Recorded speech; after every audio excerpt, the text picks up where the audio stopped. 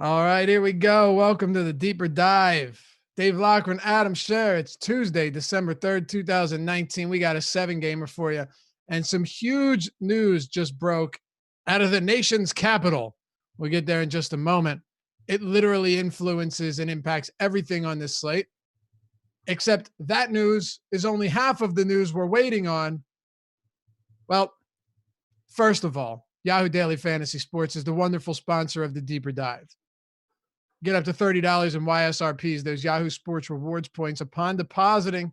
Sign up through us at awesomemode.com. Use the NFL link. Click on articles. You'll see the Showdown article, primetime link from yesterday. Click that. It's totally free. It's a good article. I suggest reading it each day it comes out. And click the Yahoo link. When you click that, use the sign-up code AWESEMO, AWESEMO. So just click the Yahoo link and use the sign-up code AWESEMO. When you do, get up to $30 in those YSRPs. Upon depositing, they're as good as cash to be used on the site to play and win real money. $200,000 NFL baller this week, the $30K NBA baller. A lot of great value on there today as well in terms of actual player salaries. Some management-free contests too, where everything paid in by the player gets paid back out to the player. You can't beat it. You can get $30 in YSRPs, and you damn well know you can become a baller at Yahoo Daily Fantasy Sports. They are the sponsor of the Deeper Dive. Adam Scher, my man, going into this, I mean, you and I were talking throughout the day. Going into this was Thomas Bryant being ruled out was the least of my concerns. I was more worried about what's going on with Mo Wagner and what's going on with Daniel House and what's going on with the Pelicans rotation. This has thrown a wrench into the works and totally upended pretty much everything that we're doing today. Yeah, and you mentioned it too. The Wizards rotation is hard enough to figure out on its own when they have centers, much less when they have one or zero of them. So yeah, I think that's obviously huge news that changes the entire slate. We'll probably be getting information throughout the show on that, whether it's Wagner and or who is actually on the Wizards roster for this game. But yeah, that just entirely changed everything. It certainly did. Now we can jump right into it. I won't even ask you the question I normally do because we're going to figure that out along the way. You know, what are you doing with tonight's slate? We're going to figure that out along the way. The good thing is that this game is a 7 p.m. Lock, or 7 p.m. tip off. It's the first game to tip. That should be beneficial to us, but it's going to shake a lot up. What I mean is Thomas Bryant with a foot injury has just been ruled out for at least 3 weeks. And what's wild about this, man, isn't that he's ruled out for 3 weeks. It's that he wasn't even questionable going into tonight. Yeah, it reminds me of NBA a few years ago where you would just have like out of the blue massive injuries. Like clearly the Wizards knew something was going on for him to have an injury so severe that they're like, we'll check back in 3 weeks. He didn't just like wake up today and be like, oh, I don't really feel great. So yeah, it's pretty weird that came out of nowhere. It is. So let's get this started with Washington. First, I'll give you the odds and the line. The Washington Wizards are 1 or 2 point favorites at home. See if that changes with Brian out. 2 point favorites, though. You had a total coming in at 228.5, 114.5 implied for the Wizards, 113.8 for Orlando. Okay, so let's start in the backcourt. This is the most important thing, and let's break it down. Thomas Bryant's out. Mo Wagner's questionable. He missed Sunday's game, and he's questionable for this one. Not only that, Jan Mahinmi hasn't played a game this season with that Achilles. He's already been ruled out. Rui Hachimura ended up playing every minute that Bryant wasn't on the court last game, even through the blowout, got 38 minutes. And Davis Bertans ended up playing 29 minutes. They don't have, assuming Wagner's out, a single traditional center on this roster. Yeah, it's really difficult to project since it's not even like there's some guy on the end of the bench that you just say, oh, well, I guess he'll lead up 12 minutes. They're either going to have to play Rui 48 minutes, which they're not, or you're going to have to get like Davis Bertans at the 5 and just play really small. So I think it'll be really interesting to see what Washington does. I think that the first thing is obviously if Wagner is in, then he should play all the minutes he can handle. He coming back from an ankle sprain, he'll have to play as much as he can. But if he's out, Rui's going to play as many minutes as he possibly can. And then I guess it'll be Bertans behind him, which would open up more minutes for, the Jordan McRae, Troy Brown type guys on the wing as well. All right, so let's go ahead and do this. Let's assume Wagner plays. For me, and I won't speak for you, but for me, he becomes a clear top value across the board, no question about it. If he doesn't play, I know you mentioned that you could see Rui get into quick foul trouble in the starting lineup, but if he doesn't play, I'm giving Rui 35 plus minutes. I don't see how I can't, and I don't see how I'm not giving Bertans, 35 minutes as well. That's taking between Thomas Bryant and between Wagner about what 41 42 minutes out of the rotation, maybe a little less, give or take.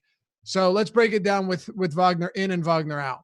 Yeah, so if Wagner's in, then again he should play as much as he can. He's a huge, huge, huge foul risk, but he's also a very good fantasy producer. Even alongside Bradley Beal this year, he's played 149 minutes. He's averaged 1.15 DraftKings points And per so I minute. think I said Rui in terms of foul trouble. I meant Wagner, but you knew that. Yeah, I did. The one thing working in his favor would be that Kem Birch, not a high usage guy, so at least it's not like he's out there with like Joel Embiid or something like that. But the salary is obviously priced for him to be the backup center anyway, so he would become a clearer value. He'd be most likely the highest owned player on the slate for good reason. And if something bad happens, then oh well, you move on to the next slate, because it's not like you're talking about a player that doesn't produce. It's not like you're talking about a player that isn't capable of playing big minutes. It's just a completely different role change for a very productive player.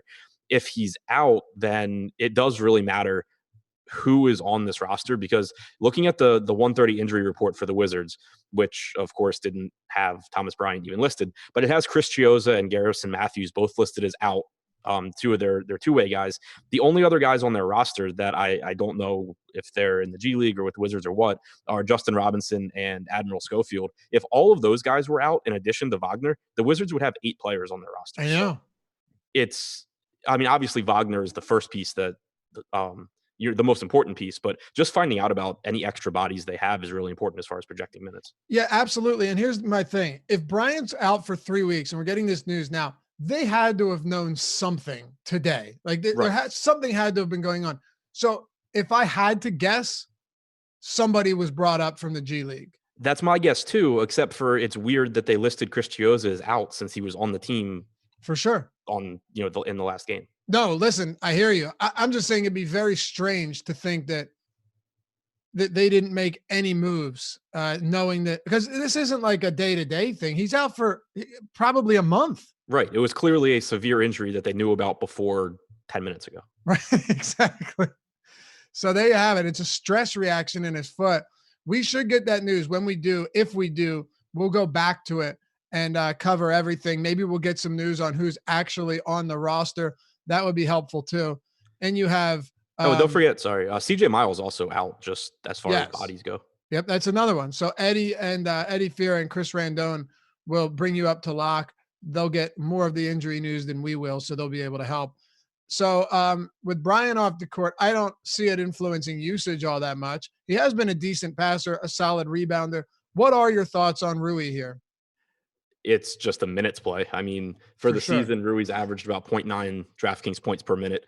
He's obviously, we don't know exactly how moving to the 5 will help him, since we only have that one game where it's happened, but it definitely shouldn't hurt. So at the very least, you're talking about getting 35 plus minutes of 0.9 fantasy points per minute on average, the potential for it to go up even more. And he's priced as a guy who is playing 30 to 32 minutes on his good days, 26 minutes on average over the last since Isaiah Thomas joined the starting lineup at the beginning of November. So very, very clearly underpriced for. Okay, so the Wizards recalled Admiral Schofield and Justin Robinson for tonight's game. Okay, so then they have 10 or 11 bodies depending on Wagner. Yeah. That's from the Washington Wizards official Twitter account. So there you have it. When you were searching, you may have just missed that because it's from 347. Oh, yeah, definitely hadn't seen it. Yeah. I know you were looking for it. Hey, we all miss stuff. What about Bradley Beal here? $8,600 on DraftKings. Seems pretty reasonable for a 30-30 guy. 30% usage, 30% assists. $9,700 on FanDuel. And then over on Yahoo, you've got him weighing in at $44. It's not a great matchup. It's not terrible, but it's not great. And it is a pretty significant pace down spot. What are you thinking here about Brad Beal and the rest of this team that we haven't discussed from the front court? I think he's a really good play. I think the salary is just too cheap. Since Isaiah Thomas joined the starting lineup about a month ago, Beal's averaged 37 minutes per game, 29.8% usage, 29.5% assist percentage. He's obviously really good, and the salary accounts for the fact that it's a pace down spot against Orlando. Still a healthy 115 total for Washington, at least before the Bryant news broke. So I think Beal's a good play. He's getting some ownership, as I think he should be. No issues with him. Okay. Looking at the Orlando side, here's another interesting spot. You and I discussed it a bit this afternoon, but um, Aaron Gordon is kind of interesting here. Before he got injured, he had played 36 plus minutes in 3 straight games. He's shooting terribly lately. 20 over his last 6, he's shooting 27% from the field, 26% from 3-point range, well below career averages. His usage is in the low 20s. There are certainly reasons to be concerned about him, but his price is pretty much bottomed out. I think if he gets off to a strong start, you're going to get some solid numbers here. And this can be attributed not just to Gordon, but to Isaac, to Birch, to Fultz, to pretty much everyone. You want to throw DJ Augustine into the mix, fine, for what I'm about to say. The Washington Wizards are now legitimately the best matchup to go against in the entire league. They play at the league's fastest pace, and they have the league's worst defensive rating, Adam. So, I mean, it is literally as good as you could possibly imagine at pretty much every position. And now Thomas Bryant's out. So, really, really interested in this Orlando front court tonight with Nikola Vucevic remaining out. Yeah, I'm right there with you. I think that it's just a great spot for all of these guys. Guys like Fultz and Ross and Augustine, not the best fantasy producers, but we know Terrence Ross can get hot. He's favorably priced on FanDuel in particular. Markelle Fultz has played 30 minutes in 3 of his last 4 games. He's got a 22.5% usage rate since Vooch's injury. And, it's a obviously good spot going against the Wizards. Augustine's cheap. And then you get to the front court with Jonathan Isaac, who's my favorite guy from Orlando. I have him at 33 minutes. I think that especially if Wagner is out, you could potentially finally see some minutes at the 5 for Isaac. Not that that's a guarantee, because Orlando clearly, for whatever reason, doesn't want to do that. But if you have Davis Bertans playing minutes at the 5 for Washington, then it certainly could happen. But either way, he's been really productive this year, about 1.1 DraftKings points per minute. I have him projected for a little over 1.15 in the spot. I'm with you on Gordon too. I think that last game he played 30 minutes, but he missed his final stint in the fourth quarter. So I think that's a couple of minutes he missed out on. I think medium projection wise, 32, 33 minutes makes sense, but there's certainly upside for more if he plays well. And then Fournier is averaging 35 minutes since Vooch went down. So just a really, really appealing spot for the Magic. It really is. Markelle Fultz is slowly but surely seeing an incremental increase in playing time. He's played 30 minutes in 3 of his last 4 now. The big thing here is, though, that his price is coming up, and he hasn't been all that effective. He's been, well under a fantasy point. Well, not well under, but less than a fantasy point per minute this year. Quick thoughts on him, knowing that you're getting currently his ownership coming in the single digits. Is that enough to get there in a pristine matchup? Yeah, so I crunched DraftKings before the show and had Bryant in, so take it for what it's worth. But there with him at his current ownership projection, I got to I got a lot there. So we had him projected for 6% ownership. I got to about 25%. Wow. Okay. I know I was getting him on FanDuel and Yahoo earlier too. So I think if he's going to be low owned, that he's a really good play. And I guess you're giving him 30 minutes here. Yep. Okay. I wouldn't imagine you'd get that much if you had him anything less than 30, really. Okay. I think we hit on mostly everything from this game. It's really the most pivotal spot on the slate. So we need to hit on literally everything. Favorite plays from this game. Let's assume that Wagner plays. Wagner, Beal, Isaac, and then whoever's low owned out of Fournier, Gordon, Fultz, Ross. Okay. I don't mind Birch either. I think you could get another 30 minutes from him here, which would be good enough. For me too, is if Jakob Poeltl is going to be very popular here, then I'd be willing to, because you've got Poeltl coming in on DraftKings right now, projected for 27% ownership at $100 more than Birch, and Birch at 10% ownership. So that's a pretty significant ownership discount there, which I think is interesting. Yep, agreed. Cleveland and Detroit. We may not spend nearly as much time on this one. 216.5 total. Pistons 3-point road favorites. 109.8 implied for them. 106.8 for the Cleveland Cavaliers. Let's start with on the Cleveland side of the ball. John Henson's returning today. I'm honestly gonna give him like 6 minutes because I really have no idea, and I don't want to give him anything that really shakes everything up, and I don't think it will. How much are you? What are you giving him? I have him at 8.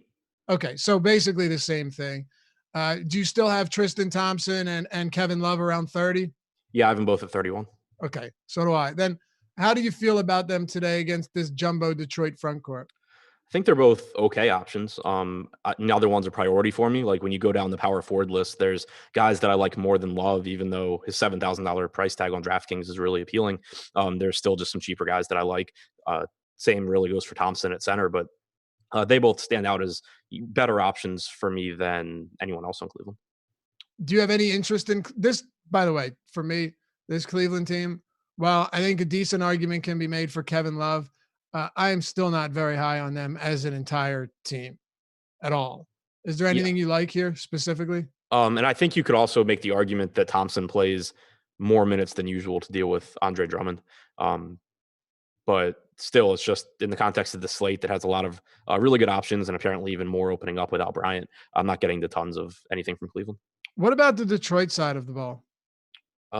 Drummond, I think, is a decent option. I didn't get to a whole lot on DraftKings before the show. Same goes for Blake at 6,700, but Blake's really just not been that good this year. No, he's been terrible. By his standards, right. He's been terrible. Yeah, averaging about 1.1 fantasy points per minute. I have him in for 32 minutes. So another secondary option for me, kind of similar to Kevin Love in that price range. Drummond is my favorite guy from Detroit, but just an awkward price point because there's a lot of guys that are in the like 8 to 9K range that I like a little bit more than Drummond. I don't know if you remember me sharing this with you last year, midway through the season, but there was an article on how teams were beginning to defend Blake Griffin in a way that really curtailed his production.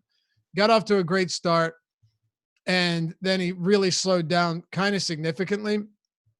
I wonder. I want to try and find that article because I don't remember what it was, but there was something significant that teams were doing, and it wasn't just one team. I believe the Knicks did it first, and then another, and it began slowing him down.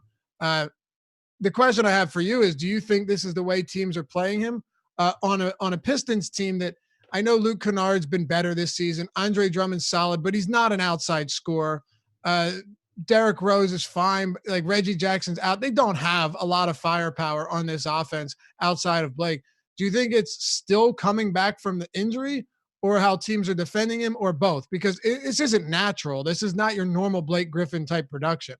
Yeah, probably a combination of both. Probably more the injury than I think it's probably more that, he's just rusty coming back. It's not like he hasn't been completely unproductive. He does still have close to a 30% usage rate. So it's not like he's not getting his shots up. It's not like he's not involved in the offense and teams are completely scheming him out. I think it's just that the rebounding numbers are bad. He's averaging 4.8 rebounds per game, and he's just not really playing well overall. No, he's not. I don't know. This game doesn't have a single priority play for me. I don't Me have an neither. issue. Chetty Osman said he will play. Yeah, I saw that. So Osman's in. So that's cool. Do you have any priorities here? I do not. Okay. Toronto and Miami. Siakam $8,500 on DraftKings, $9,200 on FanDuel. And remember, he's at that small forward position. Last I looked, his ownership was a lot higher than I thought it would be. 213 over under. Toronto 4.5 point home favorites here. 108.9 total. 104.3 for the Miami Heat. There's some games that we're really going to want to spend some time on, and I don't want to shortchange any of them. But I'll save you the intro on this game and let you dive into it because it's not one that I'm really excited about on either side. Me neither. Goran Dragic is out, so potentially opens up a couple more minutes for guys like Tyler Hero, Kendrick Nunn, but you also have Dion Waiters, who is active. Who knows if he actually plays or not? If he does play, I don't expect him to get a lot of minutes, but it's at least another body out there. But a tough matchup going against Toronto. I think that the guy that stands out the most for me is a $4,900 Justice Winslow on DraftKings. He's been playing off the bench, but Dragic being out should put the ball in his hands a little bit more with the second unit. And he's been playing, 30 plus minutes since coming back. So I think that I'll get to more Winslow than other pieces on Miami, but there's just nothing that I'm really that excited about. No, the Raptors, if there's one element of their game that defensively or just in terms of fantasy points is decent for the opponent, is the Raptors are allowing the second most rebounds to opponents this season. So there's that. But outside of that, man, they're the top 3 defensive team. And if you've watched them play, you'd see why. They're allowing a bottom 4 3-point percentage on the season. No one is shooting worse overall from the field this year than they are against the Raptors at 40.8%. It's a very, very difficult matchup for anybody on Miami today. Yeah, it is. That's what kind of gets me off of them. What are your thoughts on Siakam here, just to dive in a little bit more? Like I said, you are going to get, or at least right now, we'll get an update soon enough. But right now, is Pascal Siakam projected for 28% ownership on FanDuel. Much of that has to do with his position, but that's still pretty high. Yeah, it's pretty high. And, obviously, it should change with Rui getting a bunch more minutes too. But one thing to point out is that his minutes shouldn't really change with Ibaka back.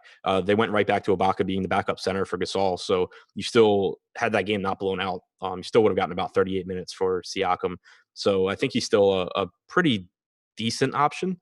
But again, this is just one of, I think, 2 games on the slate that should be a good basketball game, but just not all that appealing from a DFS standpoint, because you have 2 not particularly fast teams and 2 really good defensive teams. All right, well, here it is. And by the way, before I get to this news, chat talking about Kendrick Nunn and Awesemo projections being high on him. Yeah, I think he's a solid option. He's just right now, especially now that we get more value, not going to be a priority for me. So yeah, I'm not that high on him. Yeah, Mo Wagner is out. OUT out. So I have no idea what the hell to do with this team. All right, so let's just circle back for 1 second. Here's I'm gonna have to. I got to give Rui like 37 minutes. He's gonna play until either he dies or he fouls out, right? Yeah, and it's Scott Brooks. Like Scott Brooks has no problem running his dudes into the ground. Right. Beal might play 40. I don't know. Wouldn't be a surprise. He does it all the time. He's 4th in minutes in the league this year. So, yeah, let's see. Word you says no Bonga, no cash. How do you feel about that? I disagree pretty strongly. Okay, why? Because it's Isak Bonga. He's just not. he doesn't do anything. I mean, I think he gets minutes. I think they all get minutes. But if I'm going that route, my better guess would be Troy Brown. Even if he comes off the bench, I think there's a better chance that Brown closes than Bonga. Schofield might actually play like 20 minutes today. Oh, he absolutely could. Apparently, he played in the G League game earlier today. Get out of here. Are you allowed to do that? Apparently. But yeah, someone DM me the box score that him and Robinson both played in the Capital City Go-Go G League game earlier today. That's outrageous. He played. Damn it. I just lost the box score. He played. Justin Robinson played 35 minutes in the G League game earlier. Admiral Schofield played 38 minutes in the G League game earlier. Admiral Schofield's a pretty cool name. Yeah, it's one of the only college names that I actually knew in the draft because I saw it once in the tournament and it stuck. But I don't know. How do you treat a player in a doubleheader in basketball coming off of an almost 40-minute game? That's crazy. I'm sure if it's allowed to happen, I'm sure it's happened before. But I don't know, man. Like I said, I'm probably going to project Rui for the thing is I could project Rui for 35 and still get a ton. I don't even need to put him at 38. I bet Schofield plays backup center and then that's like it. Like Rui got the backup 5 minutes last game though.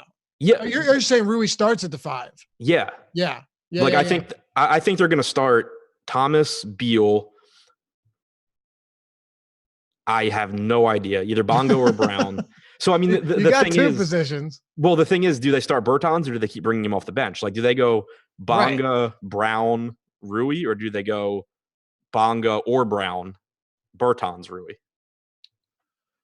I'm going to go ahead and say that Bertans plays off the bench, but gets like 35 minutes off the bench. Yeah, I think he plays big minutes. So I think more important than the starting lineup is the closing lineup. Thomas, Beal. Mm-hmm. My guess would be Brown. That's a toss-up, though, I think. It is, because my guess is Brown or McRae. Oh, hold on. We got a lineup. Sweet. So Wizards are starting Thomas, Beal, Bonga, Bertans, and Hachimura. So Bertans is in the starting lineup. Here we go. Let's hammer this out. This is what the people come to awesomeo.com for, so we can, hammer this out live right here. Let's go ahead and do it. We'll still have time to get to the other games. We still got 30 minutes. So there's your starting lineup, Adam. And thanks, Harold. Yeah, so I mean, Rui at the 5, he's going to play as many minutes as he can. I would think that Schofield's the backup center. So like 36 for Rui, 12 for Schofield or something at center. Bertans has to play big minutes. He normally plays 28, 29 minutes anyway. He normally closes. I would think he plays like, what did you say, 34? Yeah, I said 35, but 34. Yeah. Well, now that he's in the starting lineup, I could probably give him at 30, 35.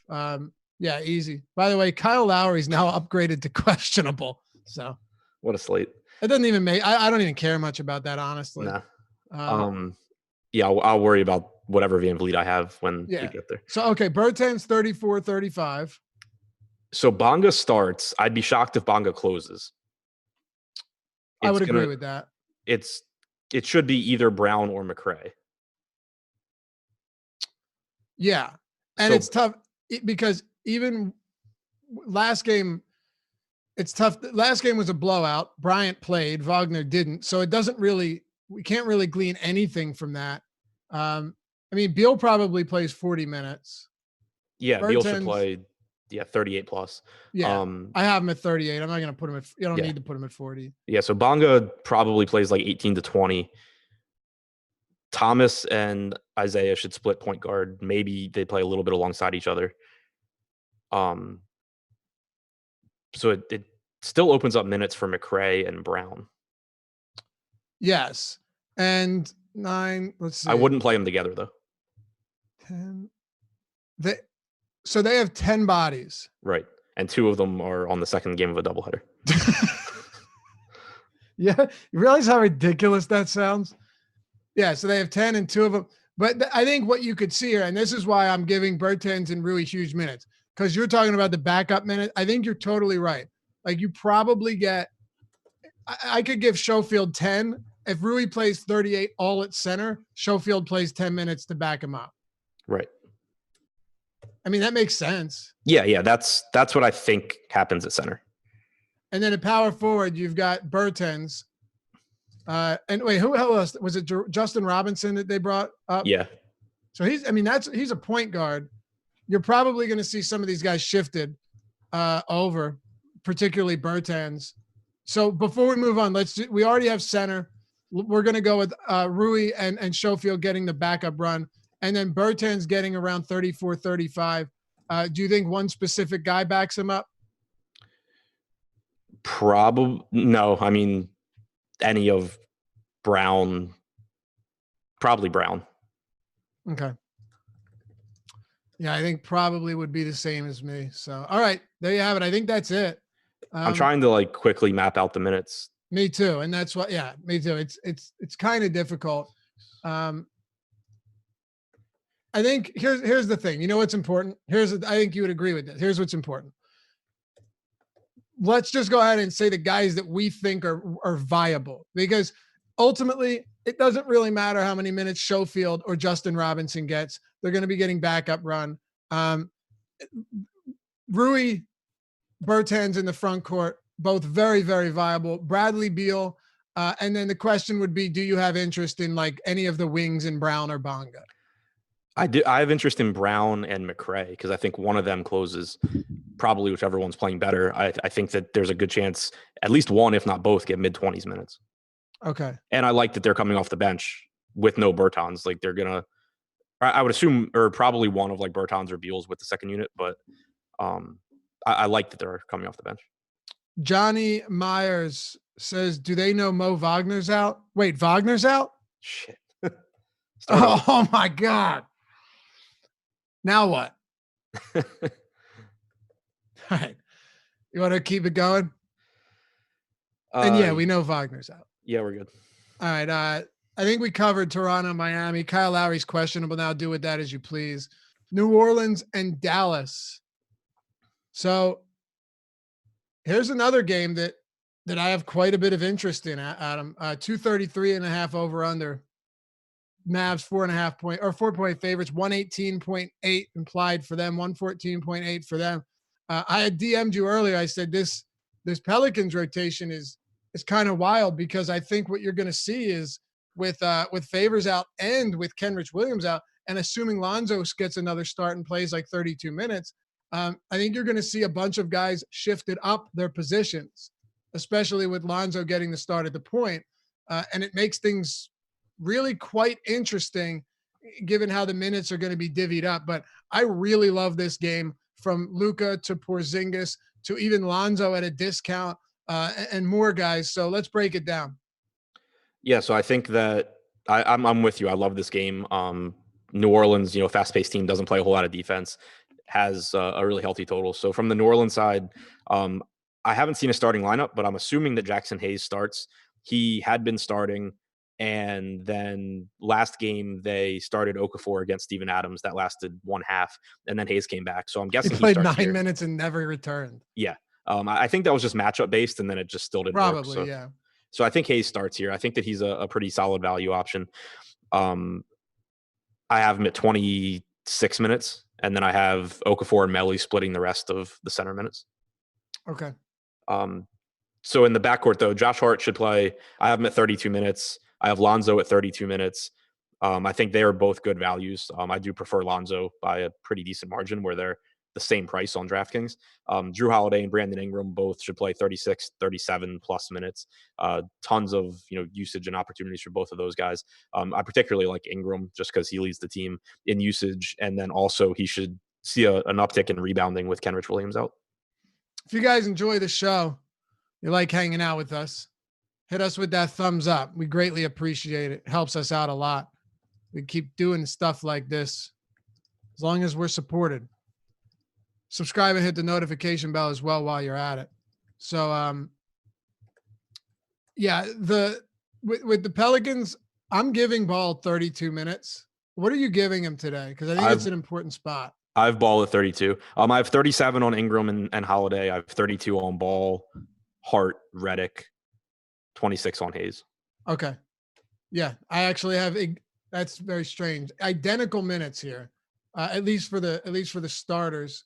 So, well, actually, what do you have? This is kind of important too. What do you have Okafor at? Because I only have him at 10. I have him at 14. I have Melly at 6. Okay, I have Melly at a little bit more than that. So there you have it. Top plays from the Pels: Lonzo, Ingram, Hart. Okay. But I do like Hayes if he's going to be really low owned. Like, we might not get that starting lineup until before like the 7:00 lock. Yeah, for me, it's Lonzo, then Hart, then Ingram. Hart on FanDuel is also very appealing at like 4,700. Now on the Dallas side, I have a lot of Porzingis, chalky or not. I have a difficult time getting away from him here. It's against a pace-up Pelicans team that owns a bottom 5 defense. Not only that, though, they struggle to rebound. And while Porzingis isn't a great rebounder, he has been better in that respect lately. Double-digit rebounds, believe it or not, in 7 of his last 9, but also an elite shot blocker and someone I just expect to score today. You're looking at a Pelicans team that is playing 104.4, averaging 104.4 possessions per 48. It's a nice little pace-up spot for them. Their defensive rating is 113.4. It's 4th worst in the league. It's a really nice matchup for Porzingis. It's a really nice matchup for Luka. And honestly, if Tim Hardaway continues to see these big minutes, it's a really nice matchup for him too. Yeah, Luka and Porzingis on DraftKings will be two of my highest owned guys. On FanDuel and Yahoo, I think that I'll have a lot of them too. I just specifically mentioned DraftKings because Luka is less expensive than Harden by a lot, whereas on like FanDuel, he's a little bit more expensive. I think it's a great spot for Luka. He's averaged over 1.8 DraftKings points per minute this season. Should play like 35 minutes, assuming this game's competitive. Really good, pace up spot.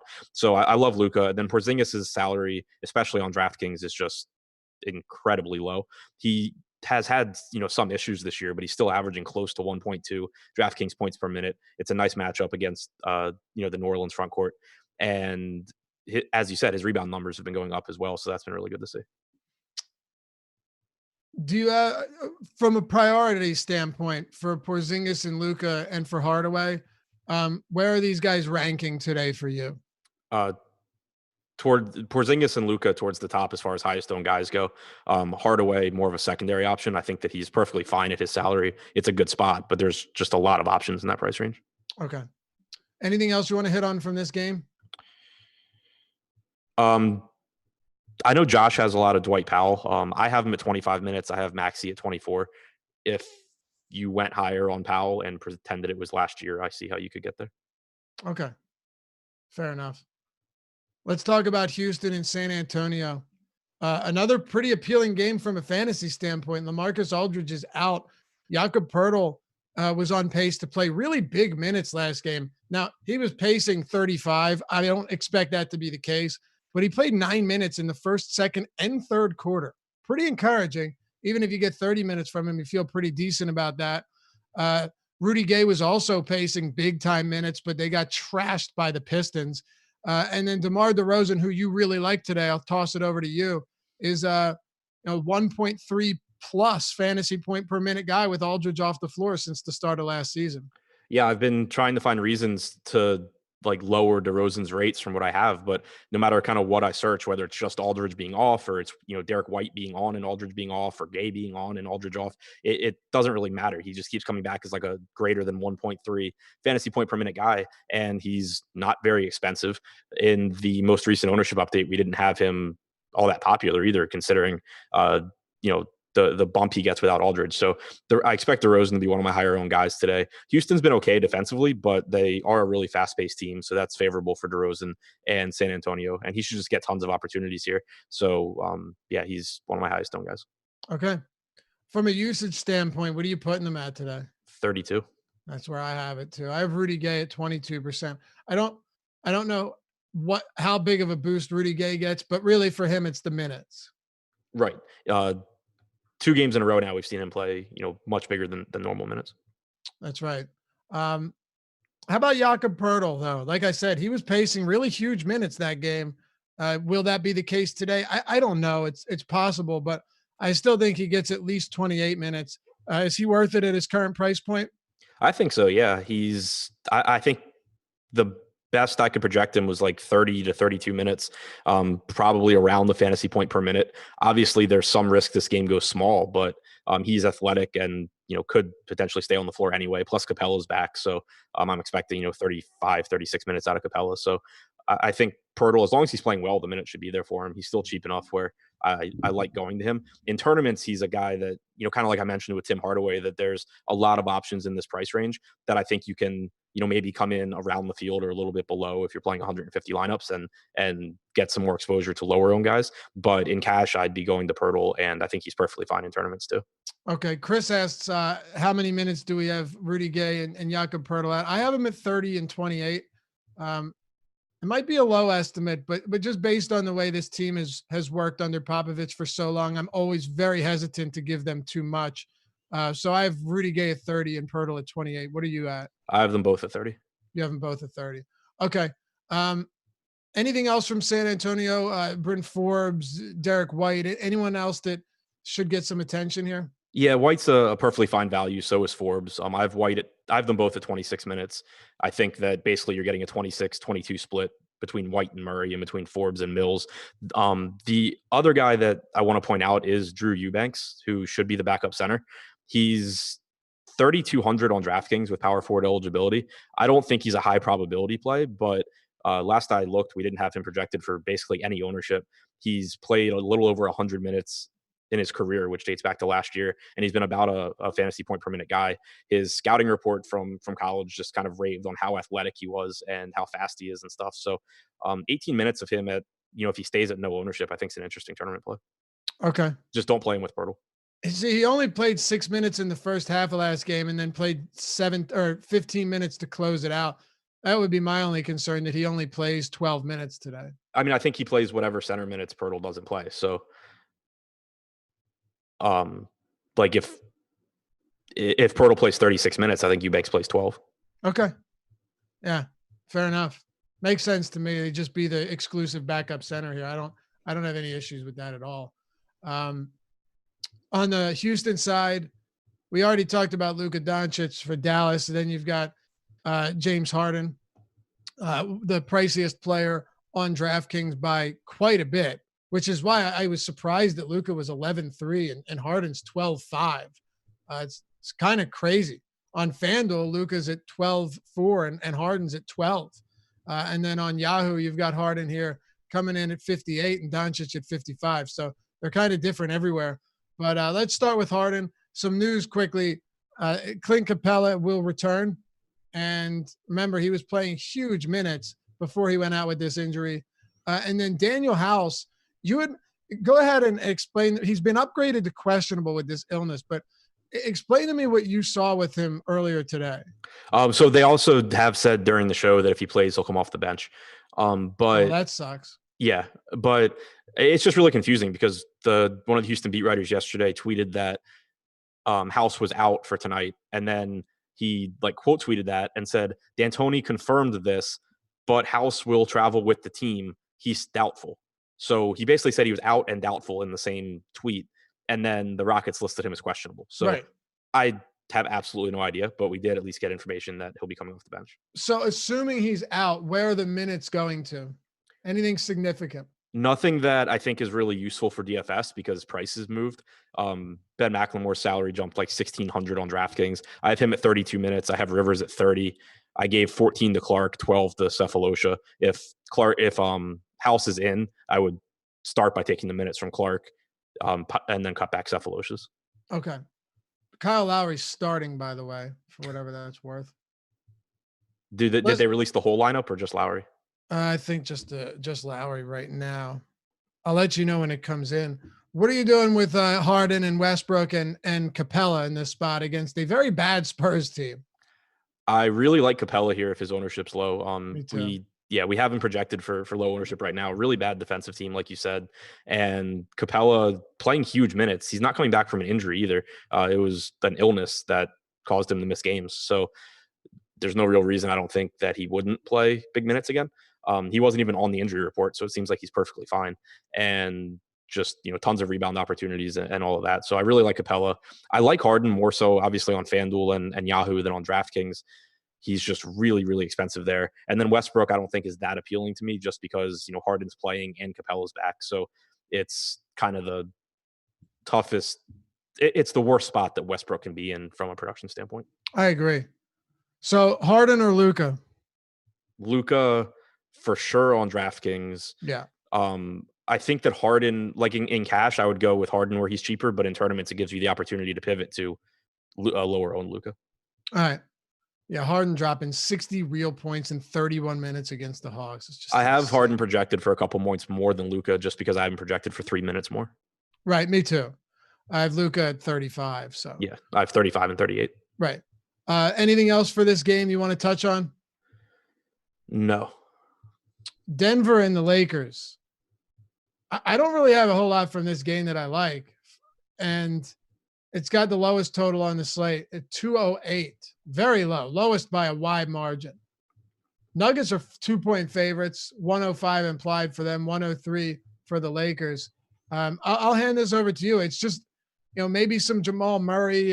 It's not a game that I'm very enticed by on either side, especially given how much we've got in a lot of these other really, really appealing games. Yeah, this one's pretty quick for me too. Like there's 5 players in the entire game that grayed out for me. Grayed out as like positive plays at their DraftKings prices, and it's Jokic, Murray, Barton, Davis, James. But then when you start comparing them to other players at their position or other players at their salary, they don't really grade out that well compared to them. They are pretty much all projected for really low ownership, which I think is correct. But it also means that you can use these guys if you have a pretty chalky lineup and need a high upside one-off, because obviously guys like LeBron and Davis and Jokic all have monster ceilings regardless of matchup. But two really slow teams, two good defensive teams. Game in Denver, just not a really appealing spot for anything, I don't think. Okay. I really, yeah. Like, would you say you have a single guy here that you'll have over 20% right now? 20, no. If you had said 5%, I would have said I'm not sure. Okay. That makes sense. Sounds good to me then. I don't either, man. I really don't. It's tough for me to get excited about anyone here. Let's move to the Clippers and the Trailblazers. There's our last game, and then we'll turn it over to the fellas on the live before lock. That'll take you up till 7. And remember, hit that use the sign up code Deeper Dive, all one word, if you want to get 50% off your first month of Awesemo Plus subscription. Awesemo.com/join is where you can do so. And if you scroll to the bottom, watch video tutorials on all of our best, most popular tools before you sign up. We make it so before you do sign up, before you do create a premium account, you should know exactly what you're getting. And that's what we do at awesemo.com. So go to awesemo.com/join, use that sign up code Deeper Dive, get 50% off your first month of Awesemo Plus Platinum membership, all access, all inclusive. All right. We have some Scott Brooks quotes. What's up? We have some Scott Brooks quotes. Oh, enlighten me. All right. So we have. Do I even want to hear this? He asked the beat reporter if he wanted to play. Said that he told Beal to be ready to play the 4. But he also said Bertans is going to play shooting guard, small forward, power forward, and center tonight. He was asked if Admiral Schofield can play center. He said, I don't know if he can, but we're going to find out. And he was asked if Isaiah Thomas would play center, and he said, I don't know if I'll go that far. Those are some of the greatest quotes I've ever heard. I mean, really, is that phenomenal or what? That's awesome. Yeah. So shit, I might put Bertans at like 37 minutes now. Yeah. So he's saying Beal's going to play some 4. I think he was joking with that. He said he told Beal to be ready to play the 4, and Beal just smirked. Right. Okay. So that he's basically what he's saying there is that Beal's going to play 40 minutes. That's basically what he's saying. Yeah, and I think the most important quote was that Schofield's playing, not just there. Right. Yep. It's an interesting one. And then Bertans, I mean, my best guess is that Bertans plays huge minutes and that it's also just a hot hand situation. Like, Brooks has no idea what lineup is going to work. Chances are none of them work. But whatever is working, he'll probably stick with. Yeah, I mean, right now, again, I told you, I think I'm going to bump Bertans to 37. Just to revisit this and close the door on it for good, how many minutes right now are you giving Troy Brown and Bonga? I have Bonga at 18. I have Brown at 26. I have McRae at 26. I think you could go a little bit higher on Bonga and cut those guys back. Because like I said, I think it'll kind of depend on how they're playing, how the game's going. Like, Bonga's the better defender. Brown and McRae are the scorers. So I think a lot between those guys depends on what's needed in the particular game. I actually have Bonga at 25. So I don't think that's crazy. But I really don't know either. I think it was more me just wanting to get to Brown and McRae too. For sure. No, that makes sense. What did you say you have Brown at? I had them both at 26. I think I might just go 24 across the board. Yeah, I'm thinking the same thing. It's a mess though. There's no denying that. It is an absolute mess. So that's what we got. Now, what are you doing with the LA Clippers here in a game that has a pretty significant total at 231.5? They're 9.5 point favorites, the highest implied total of any team on this slate at 120.5, 111 for Portland. You're finally beginning to see some salaries drop for the Clippers, which at least puts them into the conversation. Yeah, I think that they're a really interesting team. They were one of my favorite teams before all this news came out. God, I almost said Kyrie Irving. Kawhi Leonard has still been a usage monster with George back since November 20th, which is 6 total games for the Clippers, 5 for Kawhi. 34.1% usage for Leonard. He's still averaging like 1.5 points per minute. So I think that he's probably cheaper than he should be. The only concern is the minutes. It's just a really, really good team. They're averaging, him and George are both averaging like 30 minutes a game in large part because they just destroy everyone. But it is a good matchup against Portland. The opportunities should be there for him. So I think he's a good option. I think George is perfectly fine. I have him behind Kawhi though. Okay. Top plays from the Clippers? Lou Will and Harrell too. Williams is just really cheap on DraftKings, and you and I talked about it a lot that they're not entirely staggering Leonard and George. So you're still getting a lot of usage with the second unit for Lou Williams. You're still getting pick and roll with Harrell. And then Harrell at 6,800 with virtually no ownership, I think is a pretty interesting tournament play against a Portland team that's a pretty favorable matchup. Okay. Hey, by the way, how many minutes you want to give Lowry today? I got him at 32. But I think Norman Powell probably loses a good amount of run here as a result. Yeah, and, I think Malcolm Miller might not see the court. Yeah, I think Powell loses minutes, and then Van Vliet obviously doesn't play like 38, I wouldn't think. No, I got Van Vliet at 34 right now. Yeah, that sounds right to me. You said 32 for Lowry. I think that's fine. Like, it was a thumb injury, so it's probably just a conditioning Right. issue. It's still his first game back. I'm more comfortable going there. What about the Portland side of the ball? You had mentioned to me earlier that you had some interest in Damian Lillard. Talk to me about why. I think his salary is just really low. He's 8,400 on DraftKings. But one thing that did stand out was that Terry Stotts has been staggering his minutes. So he's getting around 30% of his minutes with both of McCollum and Carmelo on the bench. Efficiency-wise, that doesn't necessarily equal a ton of production, but it at least means a lot of opportunities. So far this year, without those guys on the floor, he has a 40% usage rate. And he's going to play 37 plus minutes as long as this game's competitive. The Clippers have actually also been pretty bad defending pick and roll this year. I think that George being there will help that. If you look individually, Beverly's been really bad and George has been great. So I think that's something they improve at, but it at least just kind of stood out to me that they've struggled so far. But the big thing for me was that you're getting around 30% of Lillard's minutes where he's playing with a bunch of basically no usage guys. Right. So outside of Lillard, we got a couple minutes to go here. Do you have any interest in anything for Portland not named Damian Lillard? Do you think Whiteside gets 30 minutes? And if so, is that enough to consider him, even though he has an elevated price point? And I'm sure you love a $6,300 Carmelo Anthony. I like a $6,000 Carmelo Anthony on FanDuel. Well, that's a lot different. Yeah. Yeah. So I don't think I'll get to much Melo on DraftKings. I could see getting to him on FanDuel at that price. Whiteside's kind of just there. Like, I prefer Capella. Whiteside doesn't project poorly for me, but he just doesn't look like someone I'm going to get a lot of. What about the rest of this team in general? Anything? Not much there for me outside of Dame. Okay. So that's it. 7 up, 7 down. I think we really did everything we could to drill down what we're going to get in Washington. Somebody said in YouTube chat, quotation, projecting equals guessing. Yes, of course it does. Like, especially when it comes to Scott Brooks. Yeah, we're guessing, but we're trying to make educated guesses on which guys can play which positions, what they played, and who's available. But it's about as good as we can do on for this team. And for if you find a better way to approximate fantasy points than projecting them, please share. Valid point. Final thoughts on this one, man. It's been a whirlwind of an hour. Good luck with whatever trash can Wizards you roster. All right. That'll do it.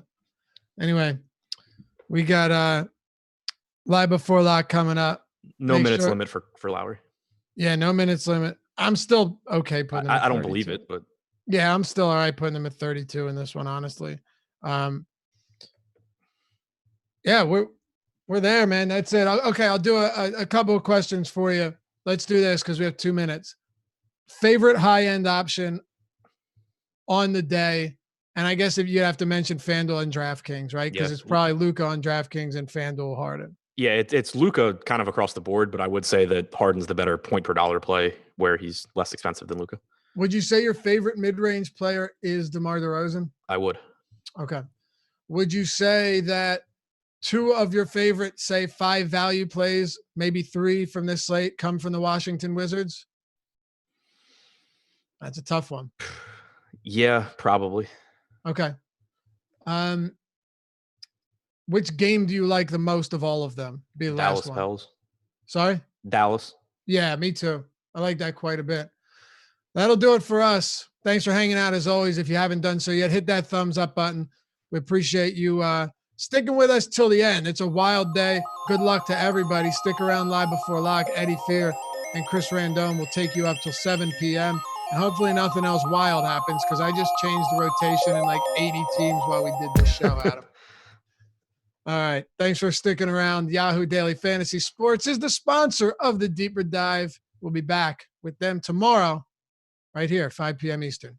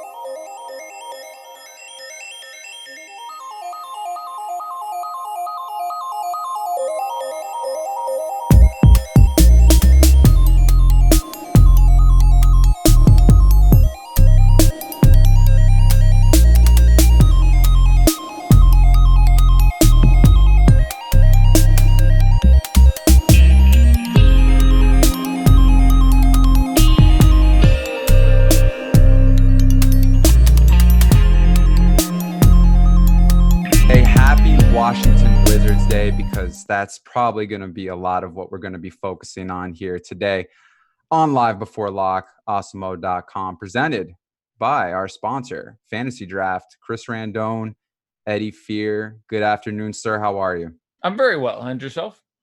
I'm doing well, man. You know, like I said right before the show, it's always a pleasure to hang out with you for a little bit every week. And got a nice little 7-gamer. Washington Wizards news broke a little earlier than expected. So seems to be the talk of what's going on so far with the slate. Yeah, I seem to be less interested in them. I mean, there's 2 Wizards I really like, and then plenty of guys I think you can get to, but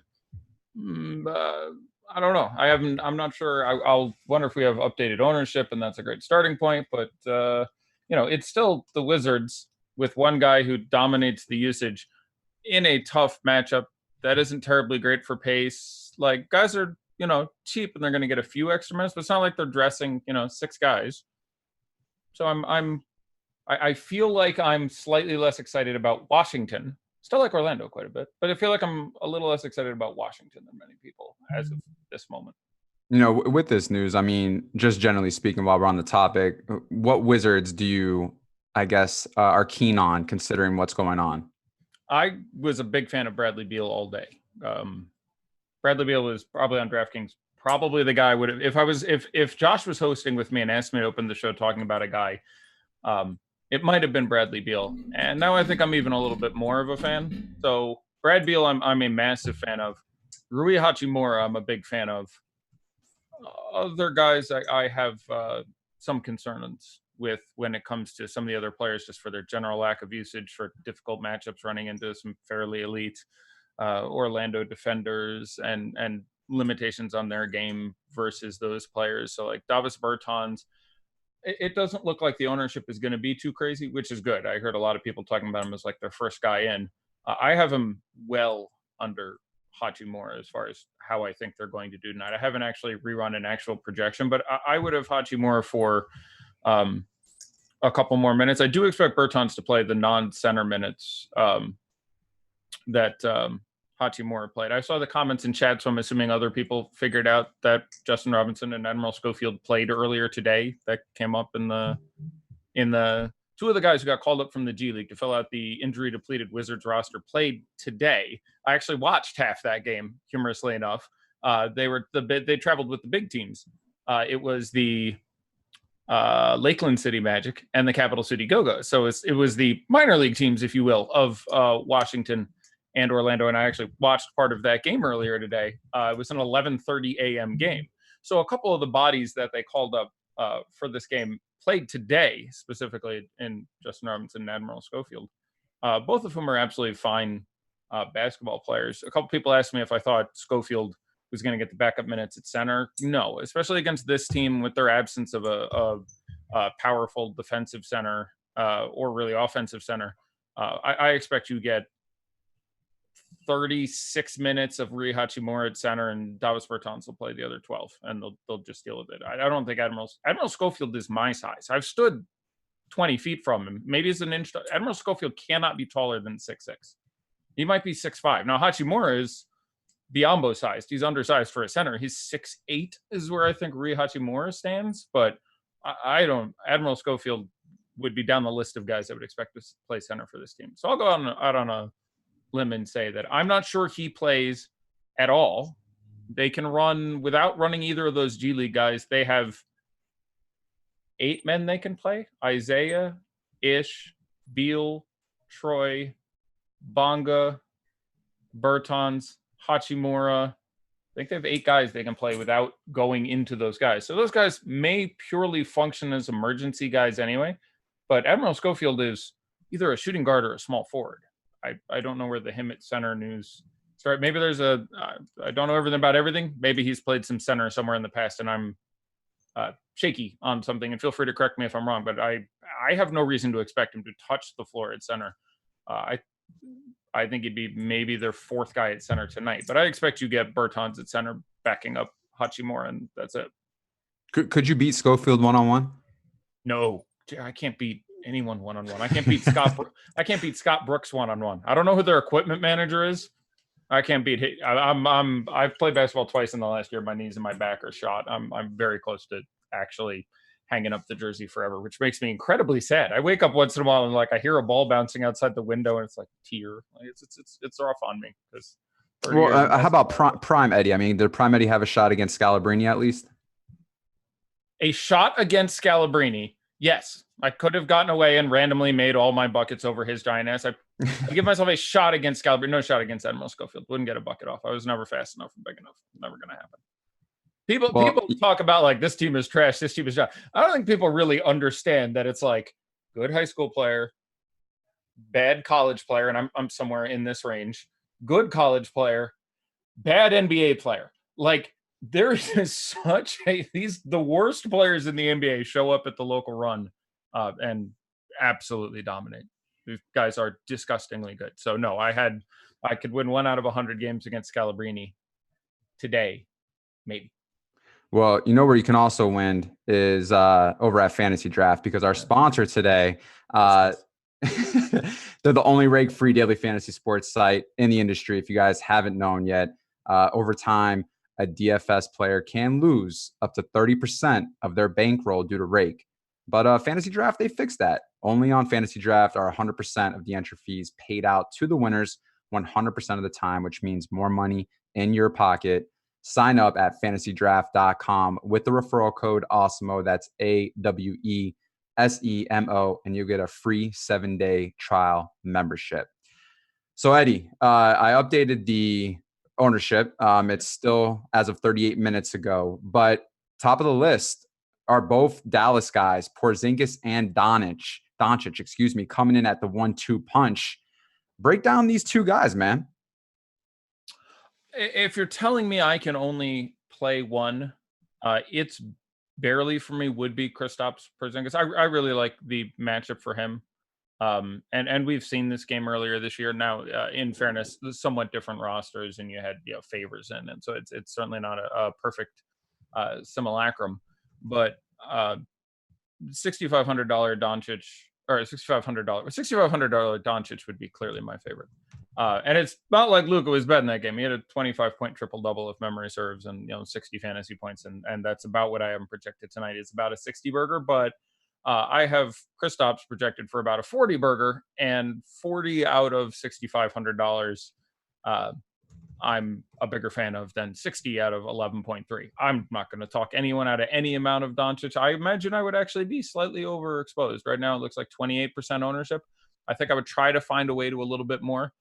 But it's difficult because there's not a lot of value I really like. And it feels a little chasey to go to it because there are just a ton of guys in the more median price ranges that I really like to demolish their prices at 5, 6, 7K. So going up to 11.3 feels, I mean, it's fine. It's Luka against New Orleans. There's no way to get around that. If a bad game is going to be 50, a good game is going to be 80. Like it's a just fine spot.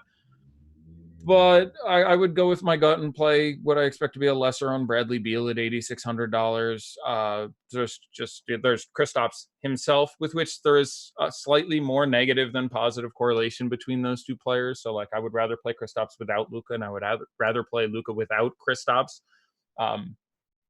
There's some positive correlation there too, and I don't think I would worry super about having them both in a lineup. But for those reasons, I would want to get over 30%. I would struggle with it, but it's a great spot. It's obviously site dependent when you're looking at him versus Harden. I like Harden quite a bit in this spot as well. Really difficult to do it on DraftKings where you're paying a super tag. But I mean, I want to specifically look at what we have the ownership at. I have a feeling we have Harden for high single digits. It's about where it's at 8.8%. Yeah. That's really appealing. I mean, so he's a third of Luka. Now that is some extra money, but for that to work out, you need to get, let's say it's 75 out of Harden and 60 out of Luka. You wanted Harden, and that's going to happen with some degree of frequency. I have Luka projected for one more point. And by any points per dollar metric, and again, there's not a lot of value, so saving $1,000 is perfectly relevant.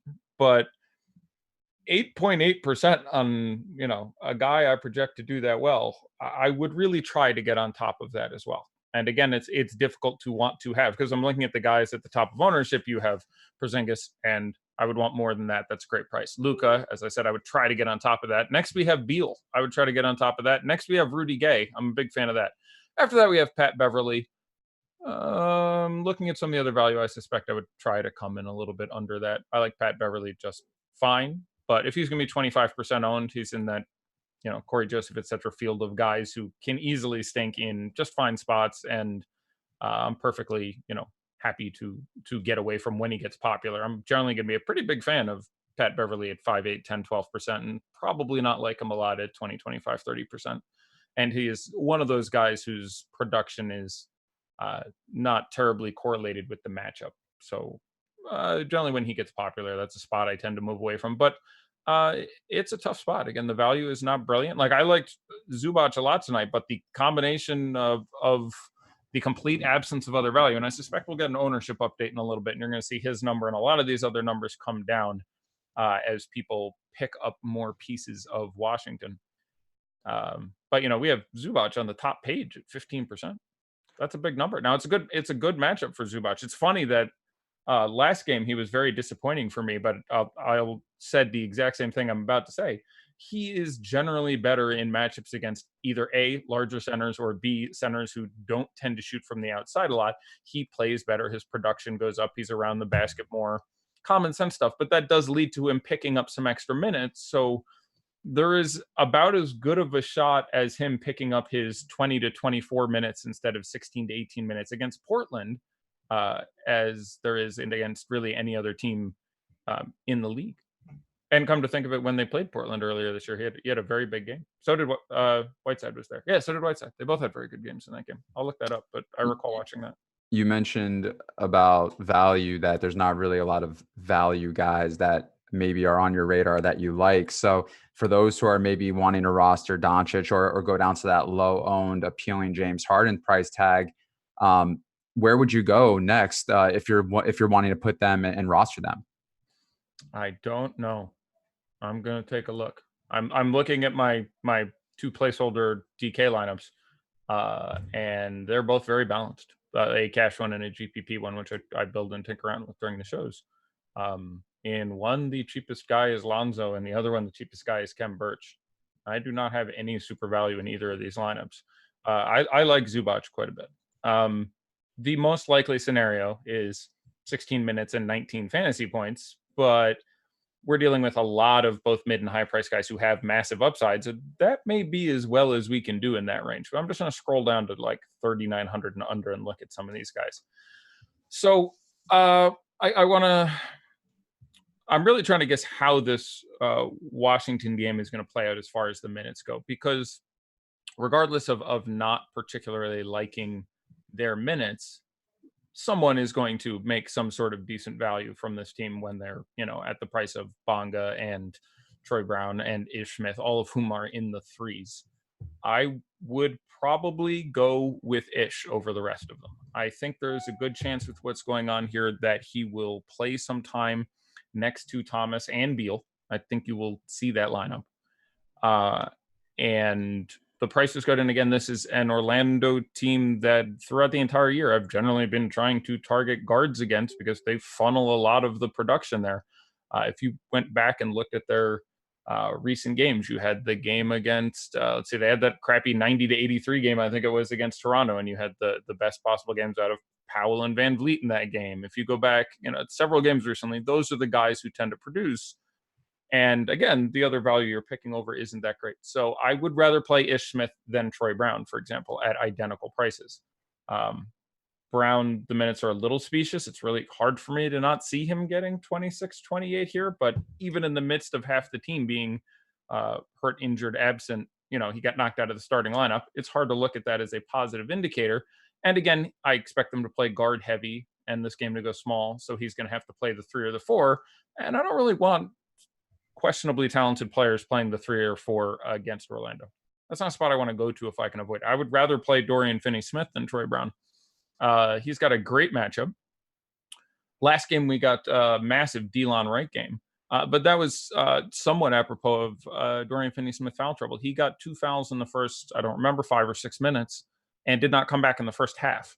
Now, Delon Wright was playing extremely well, and of course that could happen again, but I think there's a real chance that you get 20, 30 minutes of Dorian Finney-Smith against New Orleans at basically no ownership. I would rather go there. I would certainly rather play Jordan McRae.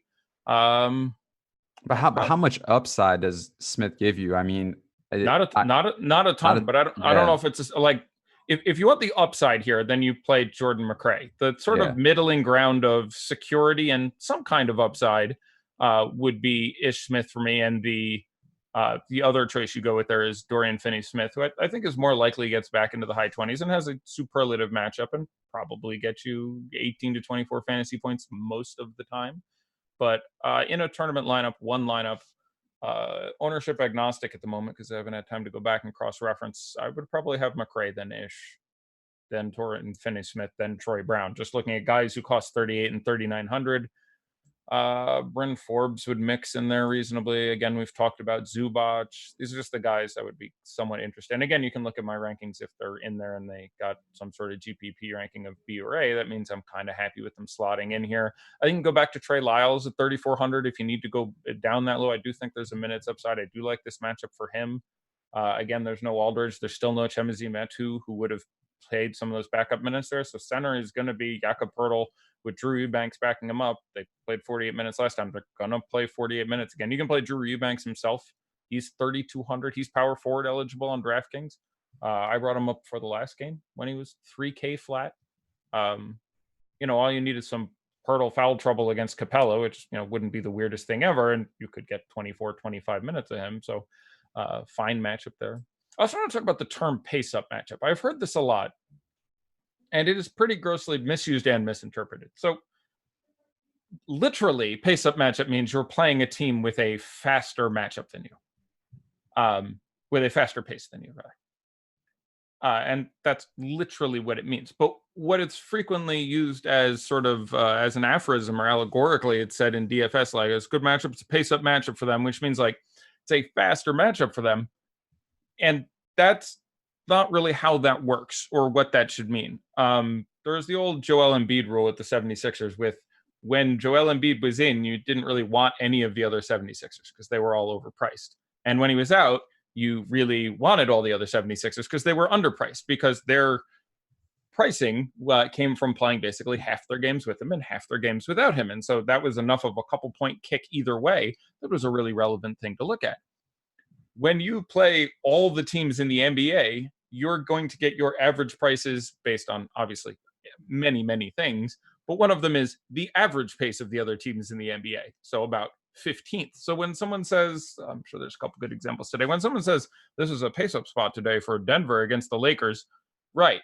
But every day is a pace-up spot for Denver. They're the slowest paced team in the NBA.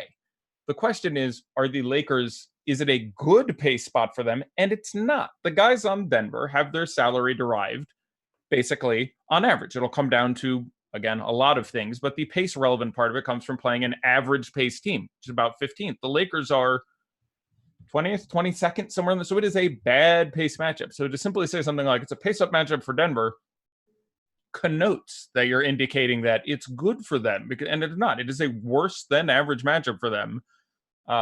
I just mentioned because I read that a couple times today, and I'm like, well, it is technically a pace-up matchup for them, but to use that as justification for playing guys on the team is not just misrepresentative, it's flat wrong. You want to play guys against, but similarly, if you are the fastest team in the NBA, which I'll check what that is today, it's moved around correct quite a bit. But I think the right terminology. I think it's the Wizards. Yeah, the Wizards are the fastest team in the NBA. So before every game, are you going to say, well, the Wizards are in a pace down spot? Like, like if they played against the Rockets, that's a great matchup and a pace down spot. So just a note and a thing on the way things, verbiage that people use. You want to play faster teams, no matter what your pace is.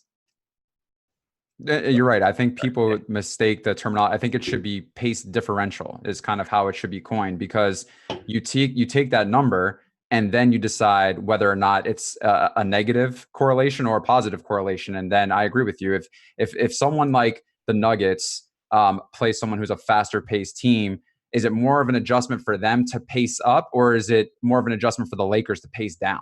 Well, that's a whole separate conversation. Right. The idea with just sort of the flat conversation of a pace-up spot is you're indicating they will have more possessions and score more points.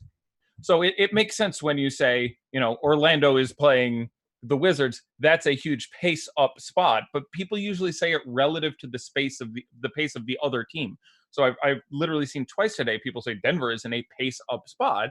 I looked, I actually got it right on the nose, or I think I said 20 to 22nd. The Lakers are 22nd on the league in pace. It is a bad pace matchup. It is a below average pace matchup. You should not play more Denver guys because they're in a pace up spot. They're in a worse than average spot as far as pace goes. So sorry, I've been wanting to say that for like 2 weeks and I kept forgetting to bust out that rant, but that's a combination of misinterpreted and misquoted by many people, including myself, I'm sure, but it's got to do with but then your question is, how it changes how the teams plays. That's a whole nother question. So when you look at Washington and Orlando, I have some concern with Khem Birch. Now, I like Khem Birch quite a bit tonight. He's still cheap.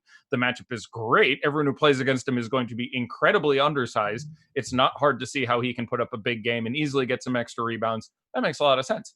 However, this game could go small, and John Isaac could play a pile of minutes at center, and he might only play 22 because Mo Bamba steals 14 backing up, and then John Isaac plays 14 minutes at center. That's a really negative thing. So there's that sort of extra that's not really pace. It's like how the game plays out. And so for that reason, I love Orlando tonight, and I really like Khem Birch at that price. But I do have the concern that the traditional centers could end up being limited in a game that I think goes pretty small. It only takes a couple times where they, get Beal switched onto him and Beal roasts him and Khem Birch spends, some time on the bench. So I have concern there. Let's talk about the Orlando guards real quick because Sure. Evan Fournier, he's kind of really shot up on my model. 6,200 on DK. And for those who are in here that spoke about FanDuel, we'll speak about those prices too. So on FanDuel, he's 69. You said Nice. you like what was that? I said nice. Yeah.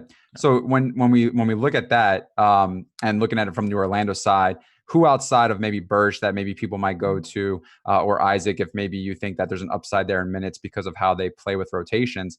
But who else are you looking at when it comes to Orlando? I believe I ranked 6 Orlando players. No, 6 Orlando players with A's and GPPs. I ranked Birch, Ross, Fultz, Gordon, Fournier, and Isaac as AGPP players. It is not as good a spot as the Golden State Warriors spot because the prices have all come up a little bit.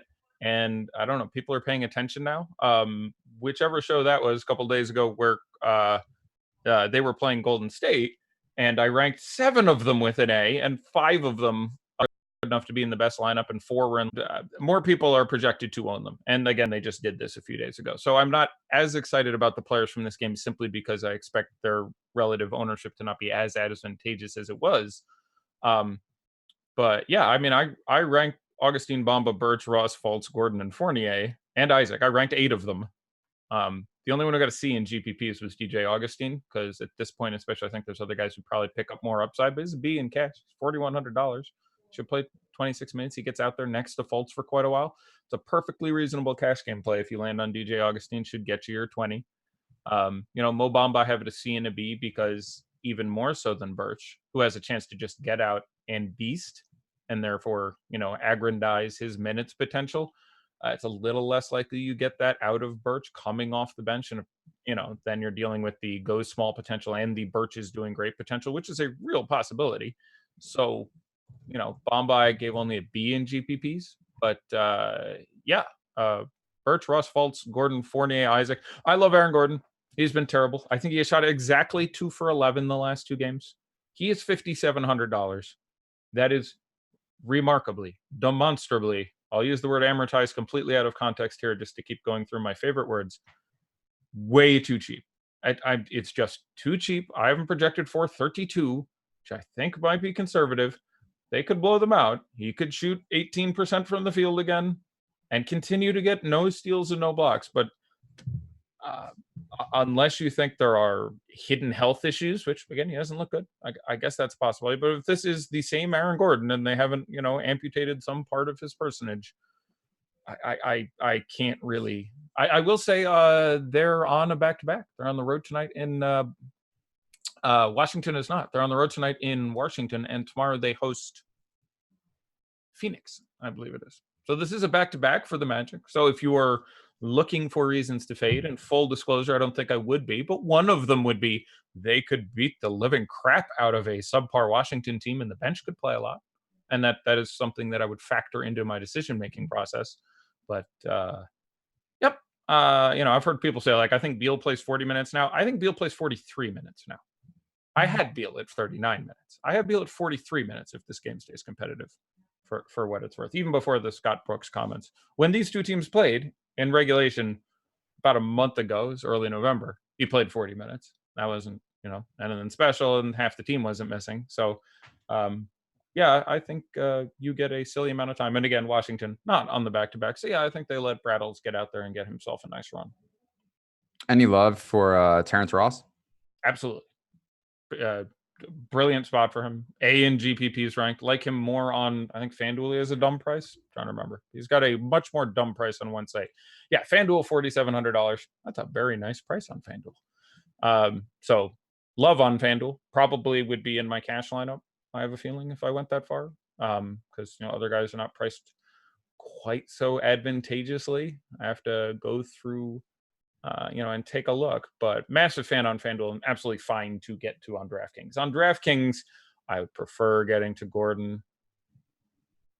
I'd probably prefer at DraftKings getting to the Fournier price. So it probably comes in, number Trey for me there. But on FanDuel, he's probably my favorite member of this team. And this is a team I like a lot. Huge fan of $6,200 Aaron Gordon over there, too. Another game that starts off that same time, probably a little bit uglier, but Detroit and Cleveland. Before we go into like the later games, just wanted to see if there was anyone here that maybe is worth speaking of. Maybe Larry Nance, maybe Drummond. As far as anyone from this game, I'm not really particular on this game. I think there's so much more upside in other games, but just want to make sure so we don't bypass it. If Chetty had sat out, Chetty's going to play. I think there's a chance you could have got super big Nance Love Thompson lineup starting. I think that would have been actually not impossible in this matchup. With Chetty in, I still have to talk about $6,700 Blake Griffin on DraftKings. That's cheap. I don't like it as much as $1,000 less for Aaron Gordon. He's so bad, though. Oh my God. He's played very badly. And you know what's good for players who are playing badly? Nice trip to Cleveland. They make everybody look good. It's yeah, I'm a pretty big fan there, and I imagine all this news will bring his ownership down. Back-to-back for them as well. I should go through the back-to-backs, I guess. But they also have a road home. They host Milwaukee tomorrow. But I like the two guys you should talk about should be Blake Griffin and Andre Drummond. Other than that, this doesn't seem. People have asked me about Christian Wood.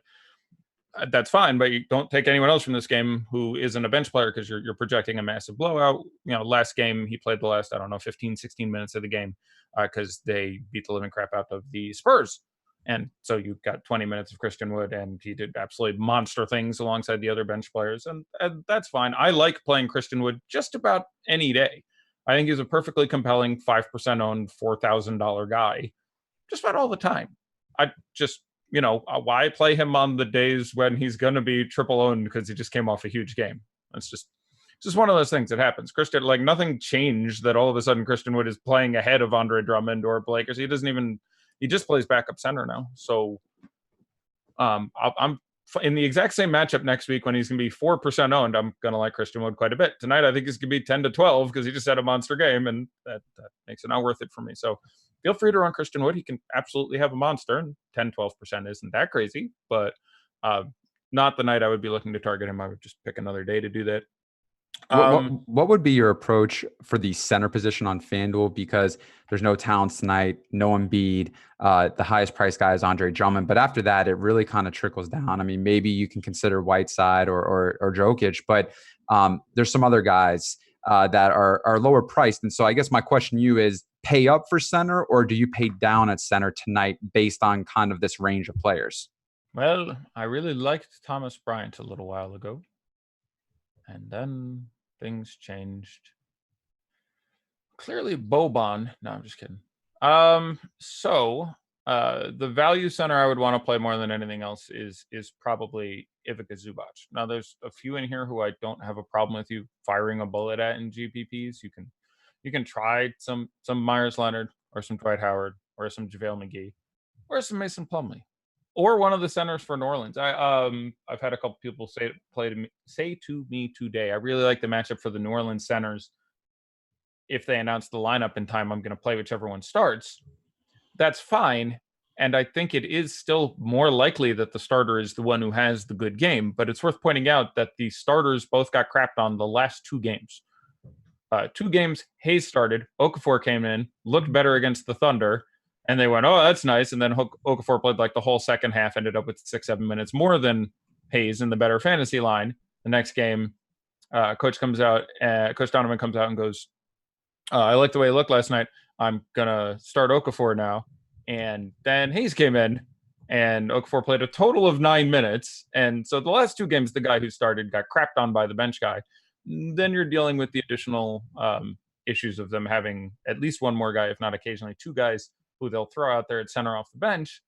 And, it's dubious. So I do think right now that my favorite player from that game to play at center would be whomever got named the starter. But I think it's fair to mention that in recent history, that hasn't been a great indicator of fantasy success. I would go with Zubac. It feels fairly safe. I do like the matchup for him. You're not going to get what you got earlier this year, where I think he doubled in the Portland game. But yeah, 41 points in 19 minutes. 15, 13. 15. Yeah, because I remember he and Whiteside had almost identical lines. They both had similar like rebound, steals, blocks, whatever. So like it was a very good Zubac game in limited time again. Now they're not on a back-to-back, which I would like. There's some correlation with hey, this is a decent matchup for Zubac. We don't want to run red tips into the ground, so we're going to give Montrez a bit of a light night, and we'll give Zubac 24 and him 24. That's a little more common over the last couple of years when they are on a back-to-back. So again, I think the most likely scenario out of Zoo is something like 16 minutes, 18 fantasy points. But I'm fine with that at 4K. As you mentioned, the center position, nothing is screaming out to you, get me the hell in there. I don't have an issue with spending 9-8 on Drummond. Not whatsoever. He has several times absolutely made Tristan Thompson look stupid.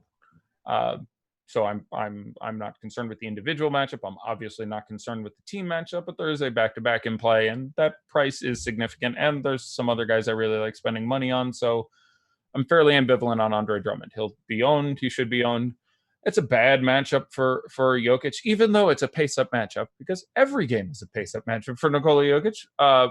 But 8,900 is still well too cheap for that man. He can I'm not at all surprised to see 60 out of him against the Lakers tonight. He is pretty close to matchup proof. And that number is still low enough where I still have some appeal there. I would rather play 8,900 for Jokic than 8,800 for Capella, barely. Capella's been, pretty impressive this year, as many people suggested. With Sans Westbrook, the rebounding numbers have come up to a pretty dumb number.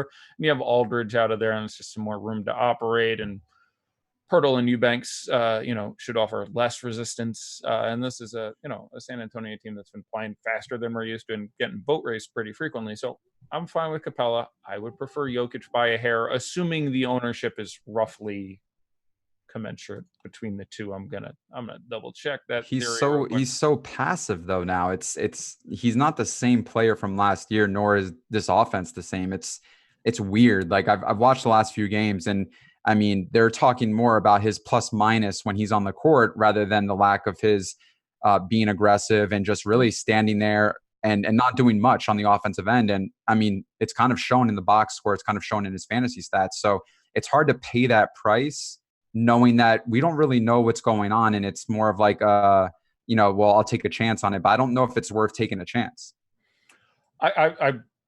I think that many people reflect that view, and I think it's worth taking a chance at his number. If he's still 15% owned, I agree with you.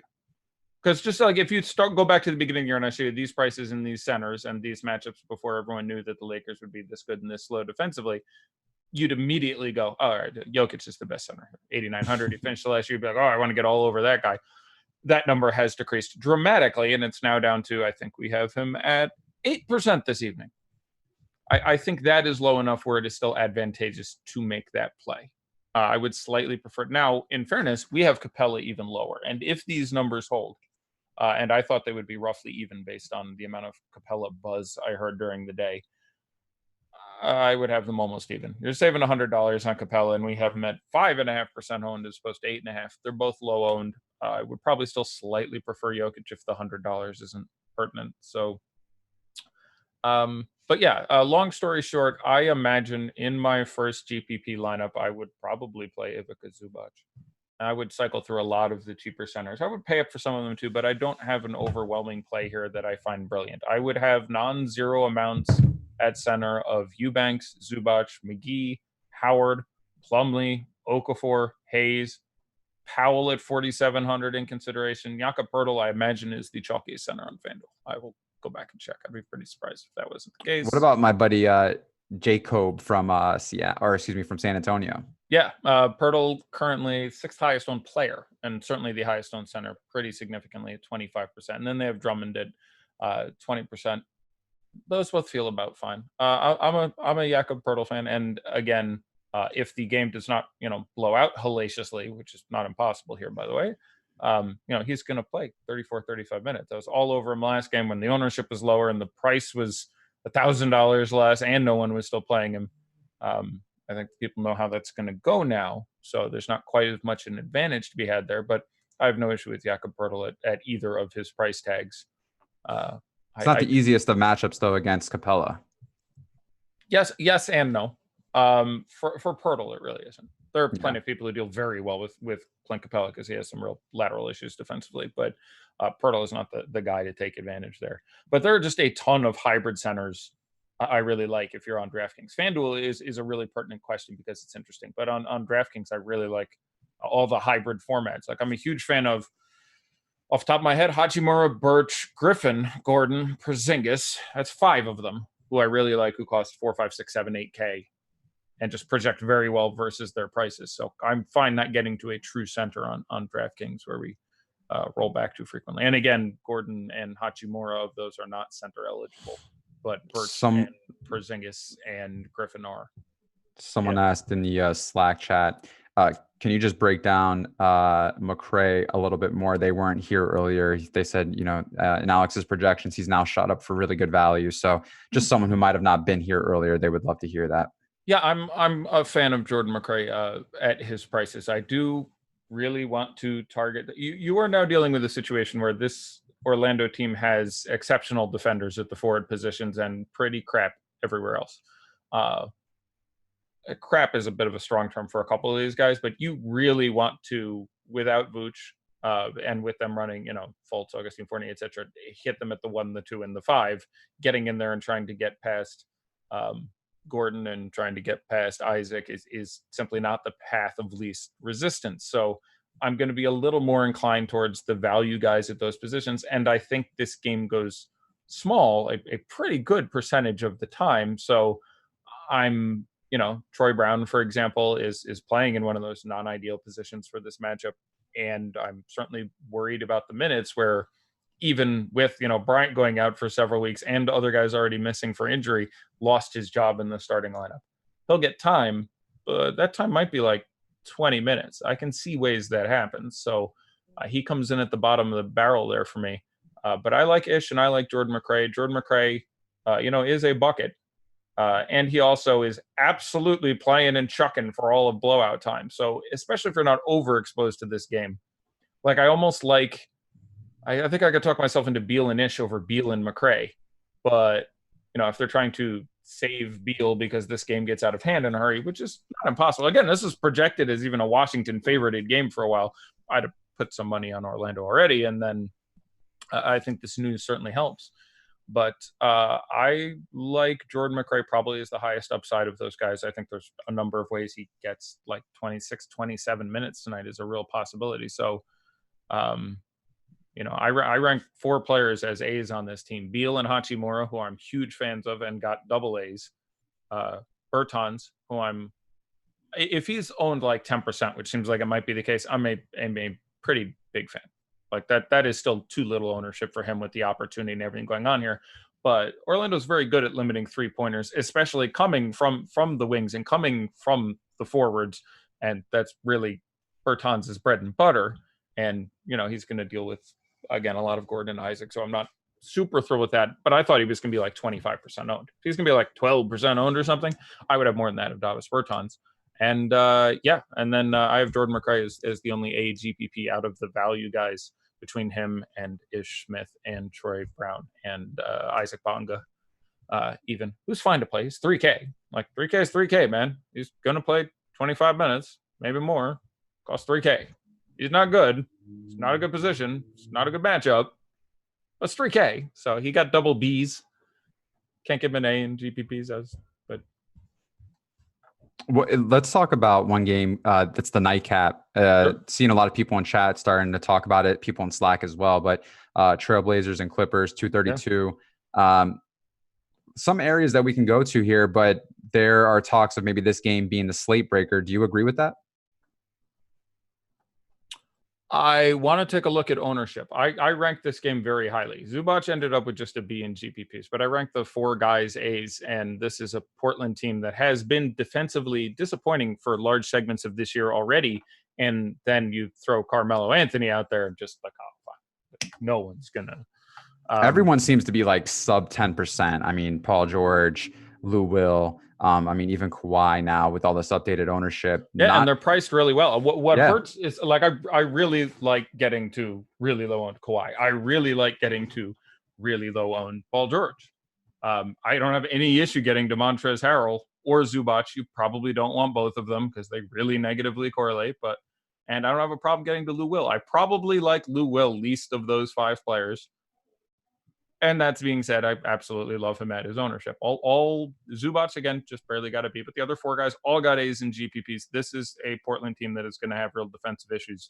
As long as they keep throwing, I mean, they were having them anyway. Now you're throwing 30 minutes at Carmelo Anthony, and you're going to get some higher games. I would bet the over on them a lot. You're going to get some better games out of Hassan Whiteside.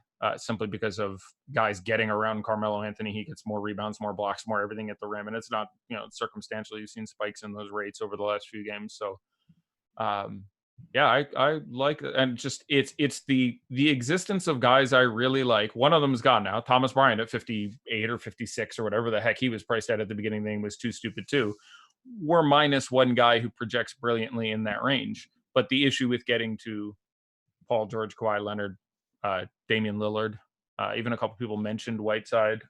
Hard for me to get there at the 8 price, but is the fact that guys just project better at 5, 6, 7. I like Kawhi Leonard fine at 87 or whatever he is now, I think is the number. I like Paul George at 82 or whatever the number is. Problem is I have Aaron Gordon at 57, who I have coming in 12 fantasy points under those guys, and it's not worth $3,000 for me to get those 12 fantasy points. So again, the presence of more value we could count on, and you get to turn a lot of these guys who cost 5, 6, 7K into guys who cost 8, 9, 10K, but the absence of it right now keeps bringing, me back there. But in the event you are, spending up, with a similar corollary, I'm kind of a bigger fan of, $8,200, $8,700 Clippers forwards versus 11.3 for Luka or 12 grand for Harden. Like, these guys have pretty decent upsides. They're not the 80, 90 you can get out of Luka and Harden, but they're still pretty big upsides. And that game does look pretty juicy. So yeah, I'm inclined to trying to make sure I have some degree of exposure. It is difficult to imagine that game plays out and you don't get big games out of Lillard or, one of the guys in that game. So yeah, it is a difficult spot where I like these guys quite a bit. And it really just comes back to, I want to look at the ownership some more and try to really, factor this in, because, it's really how high owned some of these other guys are going to be. Like Aaron Gordon, I like a lot. He's 26.5% on FanDuel now. That's a number. Like, he's not playing that well. Like, I'd like the upside, but there is a point in which these numbers are too high. Right now we have Kristaps 42, Hachimura 39, Bertans 31. I was about to say, I was sure that number had to come up. All right, at that point, Bertans is the guy I'm trying to jettison. But I will say, just objectively, this is a bad Washington team. They're good. They're good offensively. Their offense functions extremely well. I suppose that's an important caveat. But they're in a really poor matchup, and we have 3 of the top 4 players projected to be Washington players. That inherently feels not great. Is Troy Brown in play here? I keep looking at him on FanDuel because if I'm wanting to maybe go Paul George and a smaller price, small forward, it comes down to between him and Smith. And we kind of talked about Smith earlier. His usage is not as good as we want it, but you were more inclined to maybe say Smith is a better play. But Troy Brown, we haven't mentioned him yet, and I do have him projected for 21 minutes. So is there any value there with him, or should we just write Troy Brown off? I don't think you can write him off. There is a very real chance he still gets up to 26, 28, 29 minutes on a shorthanded team. Everything's relative to ownership, so I'd have to see where he's landing. But no, I don't think writing him off is appropriate. And he's $200 less than Dorian Finney-Smith. I just have a feeling Troy Brown ends up on FanDuel being 20% owned and Dorian Finney-Smith ends up being 6% owned. So I would rather go with the latter of those two things. But value at small forward is very thin. Obviously, we didn't get. I would probably play $3,500 Isaac Bonga, who I really don't like ever playing. Before I played $4,000 Troy Brown, that's really close. I don't want to play either of them, so I generally default towards playing the cheaper of them. I have Isaac Bonga at like 24 minutes and 17 fantasy points. I have Troy Brown at like 26 minutes and 20 fantasy points. I'm not super thrilled with either of these players. I would probably run Bonga out there. But again, I would probably rather play Dorian Finney-Smith at what I presume is greatly inferior ownership. But let me look at some FanDuel ownership and compare. Kendrick Nunn is pretty cheap, specifically on FanDuel. And he kind of shows up pretty good on Awesomo's Boom or Bust tool. There were some people in chat wanting to inquire more about him. Could we go here at 4,800 at the point guard position? Absolutely. The matchup is very bad. I don't think he makes it into one lineup, and this is not a Heat team that, for me anyway, I'll just speak for myself, I am having trouble predicting how it will play out game to game, whether it's the weird things they do in their rotation in both the front court and the back court, where you see guys like Silva and Robinson and Olynyk in the last game barely played, or in the backcourt when you have games where we've had Jimmy out and Winslow obviously missed some time and now Dragic is going to miss a game. I have not yet had success in feeling like I have a good grasp of how things are going to go. Now, that being said, I've been a Kendrick Nunn fan the whole year, and that price has now come down to a really, really low level. I like getting DK Nunn. Tyler Hero's 4,300 on DK. I think that's a very tolerable price. Jimmy Butler, the FanDuel price is obviously significant. It's hard to get there over some other guys, but the combination of the matchup and the uncertainty leads them to be largely GPP plays for me. But the prices have been reduced, and without Dragic, you're looking at even Winslow, who has looked bad, will do some ball handling. Again, it's a really muddy situation, but even Justice Winslow. So long story short, they're all sort of guys I would end up sprinkling into GPP lineups because I just don't feel like I have a great grasp. And if the matchup was more tolerable, I would be more inclined to really try to work it out and take a stand. But because the matchup is itself kind of poor, I'm not super fussed about it. But I end up being roughly even on all 4 of those guys. I'm generally still staying away from the front court. Going into Houston, House is out. For those of you who mentioned it, thank you so much. Wanted to wait till we kind of got into this game. Harden really kind of shows up on FanDuel as maybe a better play compared to DraftKings just because of how salary works. Yep. We mentioned about how he's appealing at low ownership. So Harden, sub 10%, and someone who has such a high ceiling, obviously the usage rate is just out of this world right now. Yeah. This is a leverage play, and I mean, how do we create this leverage lineup with Harden as far as where could we go and build out? And I say this because there's other players in this game, like maybe a Ben McLemore, who's 3,700. Westbrook, who is Ben somewhat McLemore cheap. is 3,700 somewhere? On FanDuel, yeah. Oh, I didn't realize he didn't get the boost. Oh, Ben McLemore, my favorite guy. Look, as he and I had a moment on Saturday or Sunday. Anyway, 3,700 on FanDuel is a perfectly tolerable price there. Now, again, that was his career high in rebounds by 3 in the last game, and that had something to do with the absence of Capella and the blowout run and the do not get your hopes up. I have very little interest at the DraftKings price. I think I ranked him, but it was a thought conversation with myself. $3,700 on FanDuel is just fine. I would rather spend $4,700 on Terrence Ross, I think, by a little bit, but $3,700 on FanDuel is objectively still a very good play. He's going to get a lot of time. Just understand he is the number 4 option on offense now. They'll still go. All right, question. Pick one of the two: Harden, Ross, or Fournier and Beal.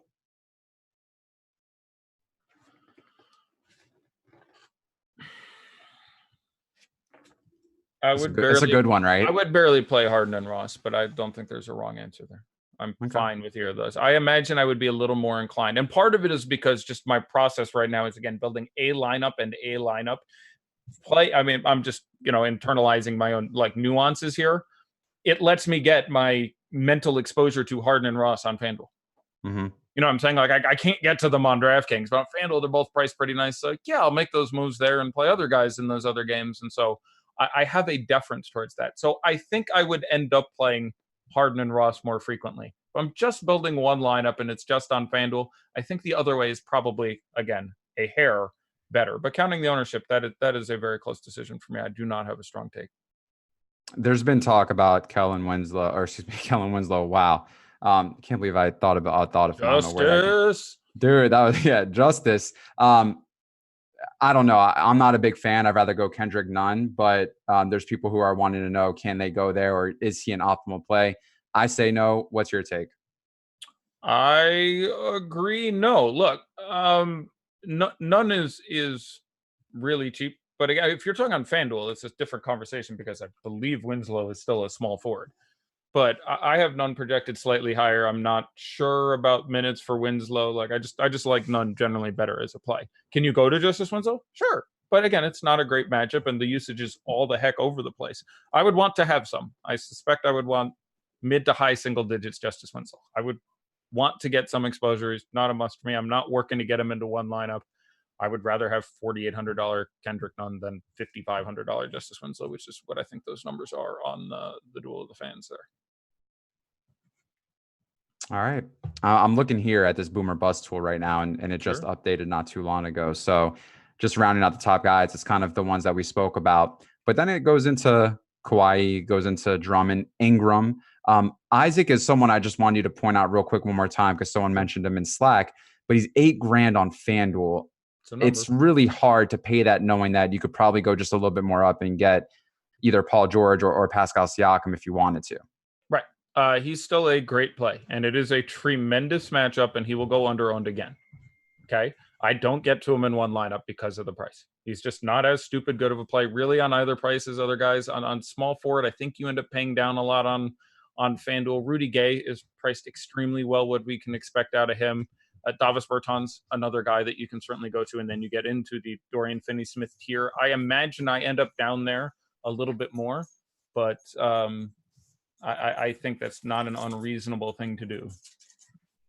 How do you feel about game stacking the Orlando-Washington game? Because you're very high on Orlando, and you love some Washington guys too. So 3-3 stack, or how would you stack this game if you go that way? It would end up being site dependent, but most of the time I'm going to end up with Aaron Gordon. I think, again, on FanDuel, I'm very frequently going to have Terrence Ross. Beal,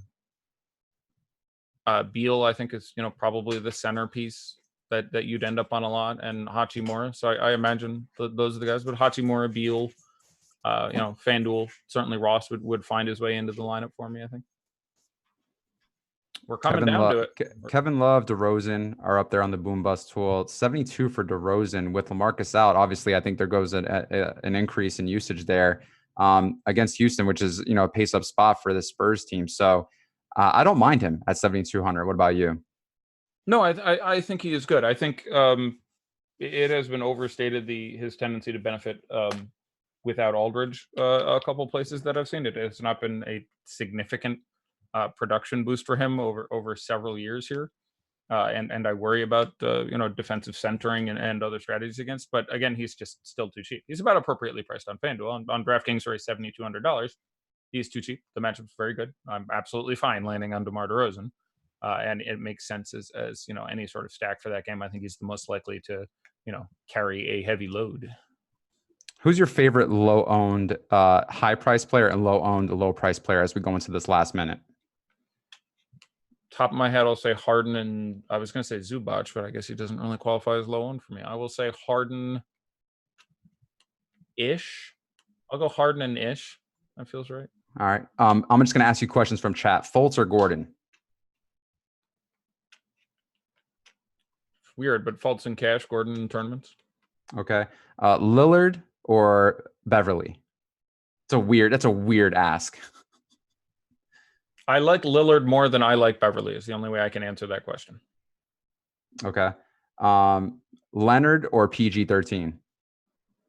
He means Kawhi. I would be slightly more interested in playing Kawhi at their ownerships tonight. I have George projected slightly better, like point per dollar-y, but I expect the ownership to be disparate enough that I would be a little more interested in playing Kawhi Leonard tonight if I got to one of the two of them. Terrence Ross or Josh Hart? Terrence Ross for me. I get the Josh Hart love, but I think the minutes could come down a little bit tonight. You may not get your 32, 33 again. Josh Hart just fine. I'd be a little more excited to play T. Ross. Bertans or Aaron Gordon? I don't know because that game has started, but Aaron Gordon for me by a country. Aaron Gordon for me by a country mile there. Like let's do ownership. I'm really excited to see this right now because I do think Bertans it would be the chalky guy I would be least inclined towards. And that feels weird because he's not expensive, and I do think he plays like 37 minutes, and so. But the matchup is that bad for him, and the ownership I expect to be, into the mid 30s or so. So for that reason. So do you want to hear my lineup? I would love to hear. Do you want to hear my lineup? Hold on. Yeah. All right. You go first, and then I'll go next. You show me yours, and I'll show you mine. Done. Man candy. Okay. Sorry. I just wanted to get that out real quick. What site? I gotta pull up the thing. So I have my FanDuel and I have my DraftKings lineups. All right. I will pull up my FanDuel and DraftKings placeholder lineups. I have them both, and I will download ownership while we're at it. Hi there, Rui Hachimura, 61%. How are you? Ooh. Davis Bertans 40. Yeah, I would want to get off that. I would want to get off Rui at 62. Like 60 is freaking 60. And again, I'm gonna take 30 seconds to talk about this again. There are lots of really nice plays on this slate. 60% Rui Hachimura is wrong. I really like Rui Hachimura as a play. I like him much more than Davis. I like 60% Rui more than I like 40% Davis. I don't want either of them at those numbers. I would want to have less. And if it got towards like 70, yes, I would want a complete fade. Rui Hachimura is been very composed this year. I like him, but he's not an elite rebounder. He doesn't get a lot of foul trouble. That helps him in this spot. That could certainly come in here. He should play a pile of minutes. He likely won't kill you, but there are so many good plays in that range. It's just, if you compare him to, let me scroll down the ownership and look at a guy who costs. In the 555 on DraftKings, Rui is 80%. That's fine. Those tend to be a little more cashy. Like I would not run it in my one thing, knowing that was the case. But he is a objectively good play. I wonder what Bertans is in that. Bertans is 40. So this is my $555 lineup. Okay, let me hear it. It is Rui Hachimura. By the way, nice humble brag there. Well, no, Jonathan Isaac, Evan Fournier. How do you say Podol? It's Jakob Poeltl. Jakob Poeltl. Okay. Poeltl, but you can call him Jake Puddle. Yeah. Jake Puddle is our fun nickname for Porzingis, Bertans, Bradley Beal, and Lou Williams for the late slate game. Okay. Yeah. I think that is an absolute. I ended with what we said. DraftKings. My DraftKings full. And Jonathan Isaac is 11% owned, which I love. Yeah, he is. Look, Gordon is back. Not a particular thing, but the matchup is just brilliant, and that's DraftKings. FanDuel, you're asking $8K. Okay, that's you're asking for a price. 6,900 is too cheap. He's repeatedly good, and then the price goes down. Oh, he's 7,400. Oh, that was a really good game. We better drop his price to 7K. Oh, that was a really good game. We better drop it again. Doesn't make any sense. Blake 8.3%. So here is my placeholder. Where is it? Right here. Lonzo Ball. There you go. Who probably if I stuck him in the place I should have mentioned him once. Bradley Beal, Aaron Gordon, Blake Griffin, Kristaps Porzingis, DeMar DeRozan, Rui Hachimura, and Kem Birch. And I'm pretty excited to see 8.8% Kem Birch, which again, I thought there was some risk there but I didn't think the ownership would justify it. Like if Kem Birch was like, oh my God, he's starting at center against a team that has no centers, that is also the worst team. Like when they had, I want to be clear about this, when they had Thomas Bryant, they were the worst team against centers in the NBA. Now they're playing dudes who should not be playing center at center. I don't think it gets better.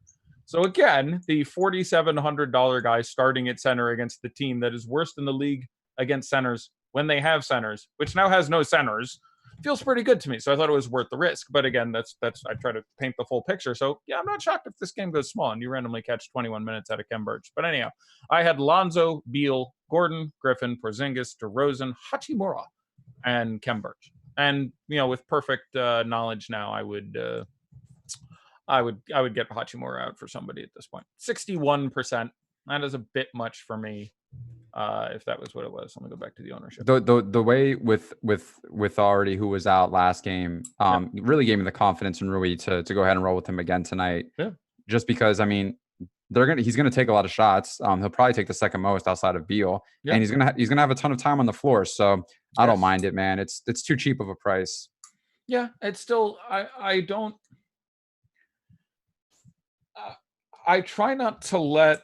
I mean, not anymore, but I always tried not to let my dictate my thought process too much. Like there were a lot of times I'd look at a guy and I'd be like, wow, I like that guy, but he's 70% owned. But I mean, it's such a good spot. I guess it's okay. And I always tried to tell myself, no, don't think that. Go back and look like, okay, was that predictable? If it was, that's not a good, like to really take like a harder look. Like I get, yes, I'm not committing seppuku if I have 100% Rui Hachimura tonight. I don't think 61% is ideal, but there's a reason he's 61%. Like all these calls with Ben McLemore or Corey Joseph or Rui Hachimura, there is rarely an massively incorrect decision of 0%, 100%, or matching the field. Mm-hmm. Like if you told me tonight I can have 0%, 61%, or 100% Rui Hachimura, I would take 0. But I don't think having 61% or 100% Rui Hachimura tonight puts you in horrible positions. So, it's I think it's, as you said, it's nothing you should jump off a cliff over. But anyhow, there was this talk today, like about the whole Dennis Smith Jr. thing from last night. No, right? That must have been a bloodbath. Yeah, the winning lineup still had him in it, and he was over 80% owned. And now I'm not saying this is the same scenario, but you knew the minutes would be there, and you knew that he would be somewhat facilitated in the offense with really no other point guards. And tonight, when you look at Rui, he's 5,200. How many minutes do you have Rui projected for?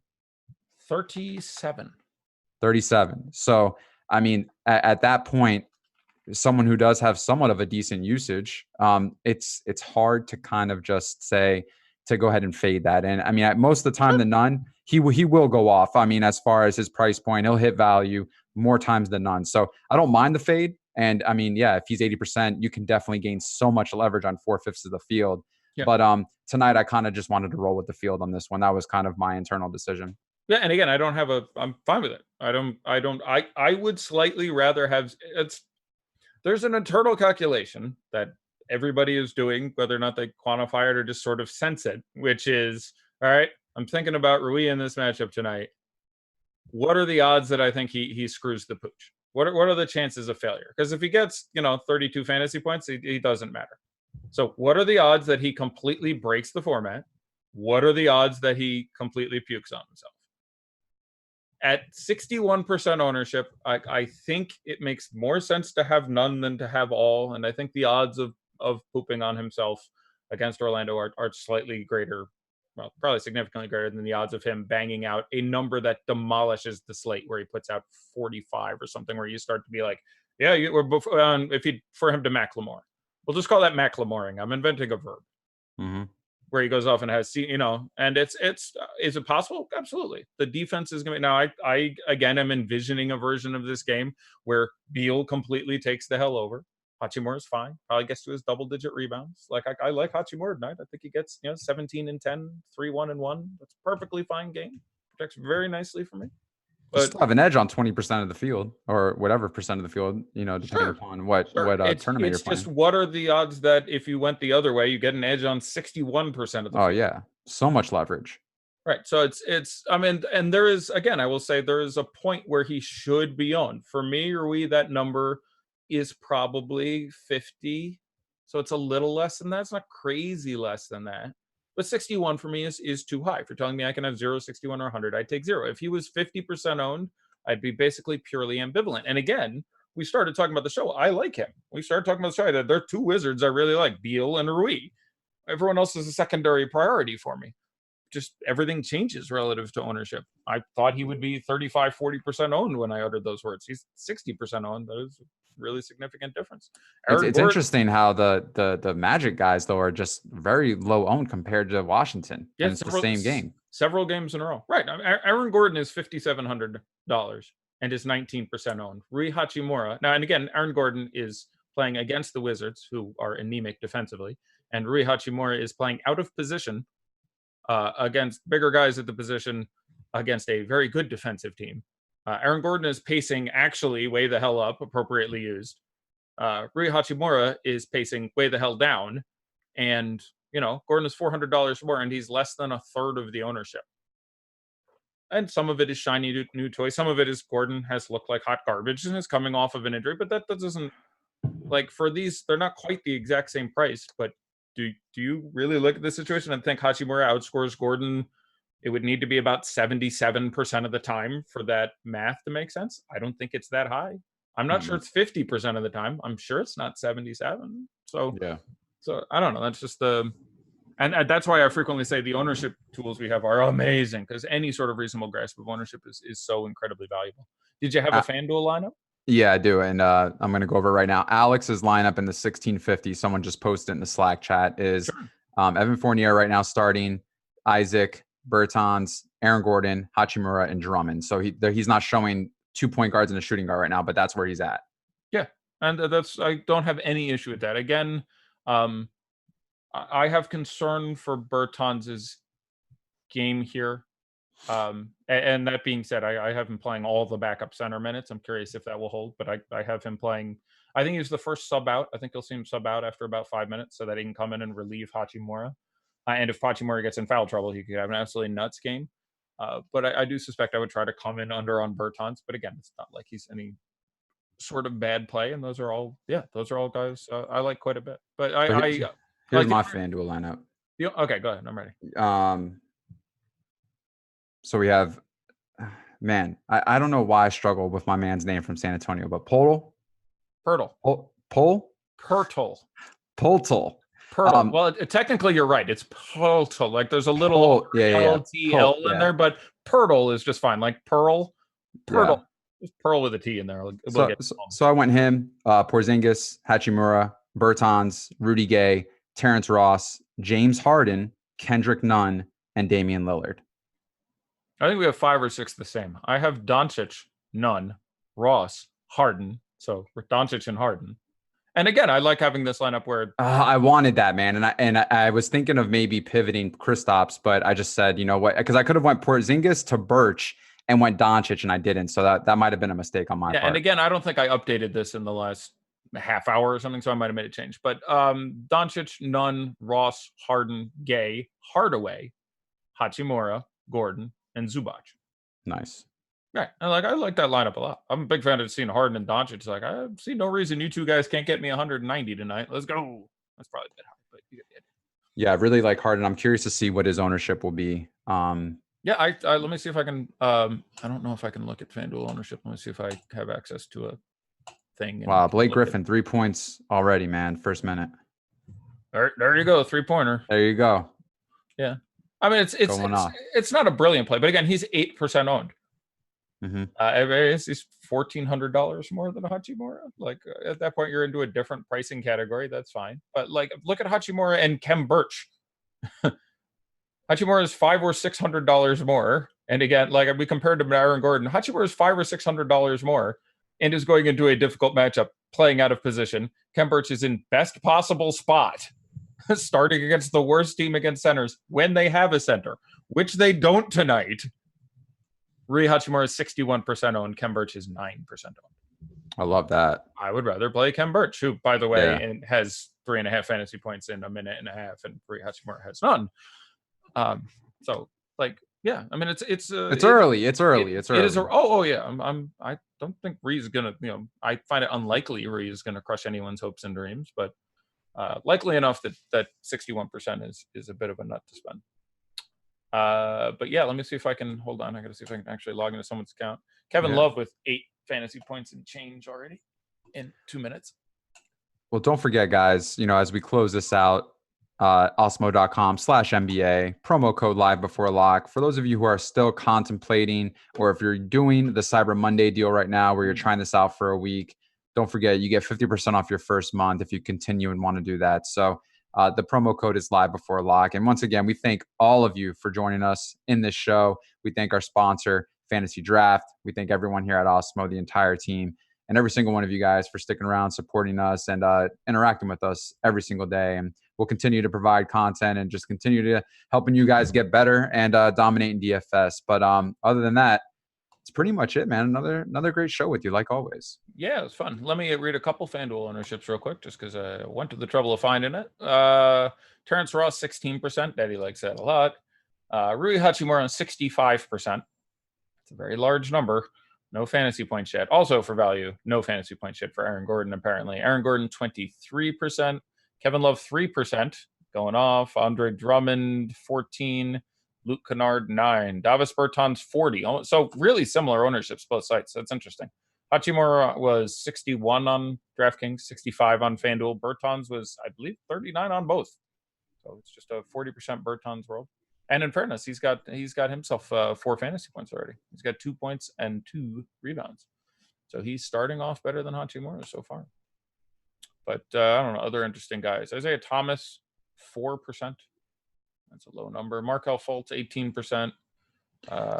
Someone told me that because I don't know how to pronunciate some of the players' names, that it means that I don't know how to read. I don't know if that's a fair assessment. I don't think I would have to defer on that and just say no. I just struggle with name pronunciations. Bottom line. Yeah, there's I was speaking with someone recently who I really respect, who's been mispronouncing Montrezl Harrell for quite some time. EMAC has not pronounced a single name correctly in the 5 years I've known him. And he's a really smart guy. There's a lot of different ways to be good at DFS. There are people who are really good at fantasy sports who know nothing about the sports. Like I had a friend who made tons of money at DFS and literally knew not. He just mathed it. He just mathed it. And again, that's certainly not my way, but you can do it. So I wouldn't worry about being able to get Jakob Poeltl right every time. And one thing, everyone is freaking out about the game so far because it's they're not scoring points yet. Like it's so early. It's 4 minutes in. My new rule of thumb is freaking out over the 4 minutes of I just don't look at any scores until later in the night, and see how I'm progressing and stuff, because I'll tell you what, man, you're just going to make yourself sick if you watch it play by play. Yeah. One team is 4 for 10, the other team is 5 for 10. That's, first of all, pretty average. 40 and 50% from the field. That's usually like that's literally, they're 9 for 20. That is actually the most frequent number in an NBA game that will be scored out of 20 shots. 9 will go in. So it's literally doing exactly what a basketball game should right now. But yes, exactly. certain guys aren't doing it yet. Everyone on Orlando basically has something. I think this game will stay competitive and it'll end up in the 120s. I really think so. Yeah, Gordon has 2 and 2. Isaac has 2, 1 and 1. Birch has no points. He's the only player on Orlando who hasn't scored, but he's got a block, 2 rebounds, and an assist. Fultz has 2 points and 2 rebounds. Fournier has 5 points and 2 turnovers only. So they all have 4, 5, 6 fantasy points in 4 minutes and a little bit. That's about what you would expect. Yes, Hachimura, who, by the way, just picked up both a rebound and an assist. So he's now on the board with his 3 fantasy points. My God, I can't deal with this. Like they're all doing stuff. Isaac Bonga with a monster start, 2 points, a steal, and a rebound. That's like what I would have projected for the whole. Oh boy, here we go, man. Here we go. Bonga game. Only 4 points for Beal, nothing else. But he took 4 shots already. Just hasn't happened to pick up anything else. There was one game earlier this year I was a huge fan of Bradley Beal. Huge fan. It was a massive blowout, and that was the game. I don't know if you recall this. At halftime, his stat line was literally, I think it was 20 points and a turnover. Mm-hmm. or something. He had literally 0 peripherals. He did not get a non-point stat until 4 minutes into the third quarter. Played a really good game. He played 3 quarters and had 32 real points, but was just a disaster in DFS purposes because he just did not pick up peripheral. That's what's going on right now. He's got 4 points and a turnover in 5 minutes. That's difficult to project. But again, Orlando, they're not going to give up a ton of rebounds and stuff. But I have a feeling everyone will be just fine. It's a good game to target. Yeah, let's not worry about it, and let's just wait for tonight to see everyone post screenshots thanking and celebrating these Wizards, because I'm pretty sure they'll be in good hands. We'll see. Again, I was a much bigger fan of Orlando for like the third slate in a row. By the way, I've randomly become a big Orlando stan than whomever they were playing. But the Wizards, I was definitely a Hachimura and Beal fan. If those guys turn out badly, I will happily own it. All right. Well, I guess that's it, man. Well, everyone here, have a good night. Don't watch the play-by-play. And I'm excited to see everyone's results at the end of the night. You guys all take care. Have a beautiful night. Eddie, you too. And that's it, guys. Have a great day. As always.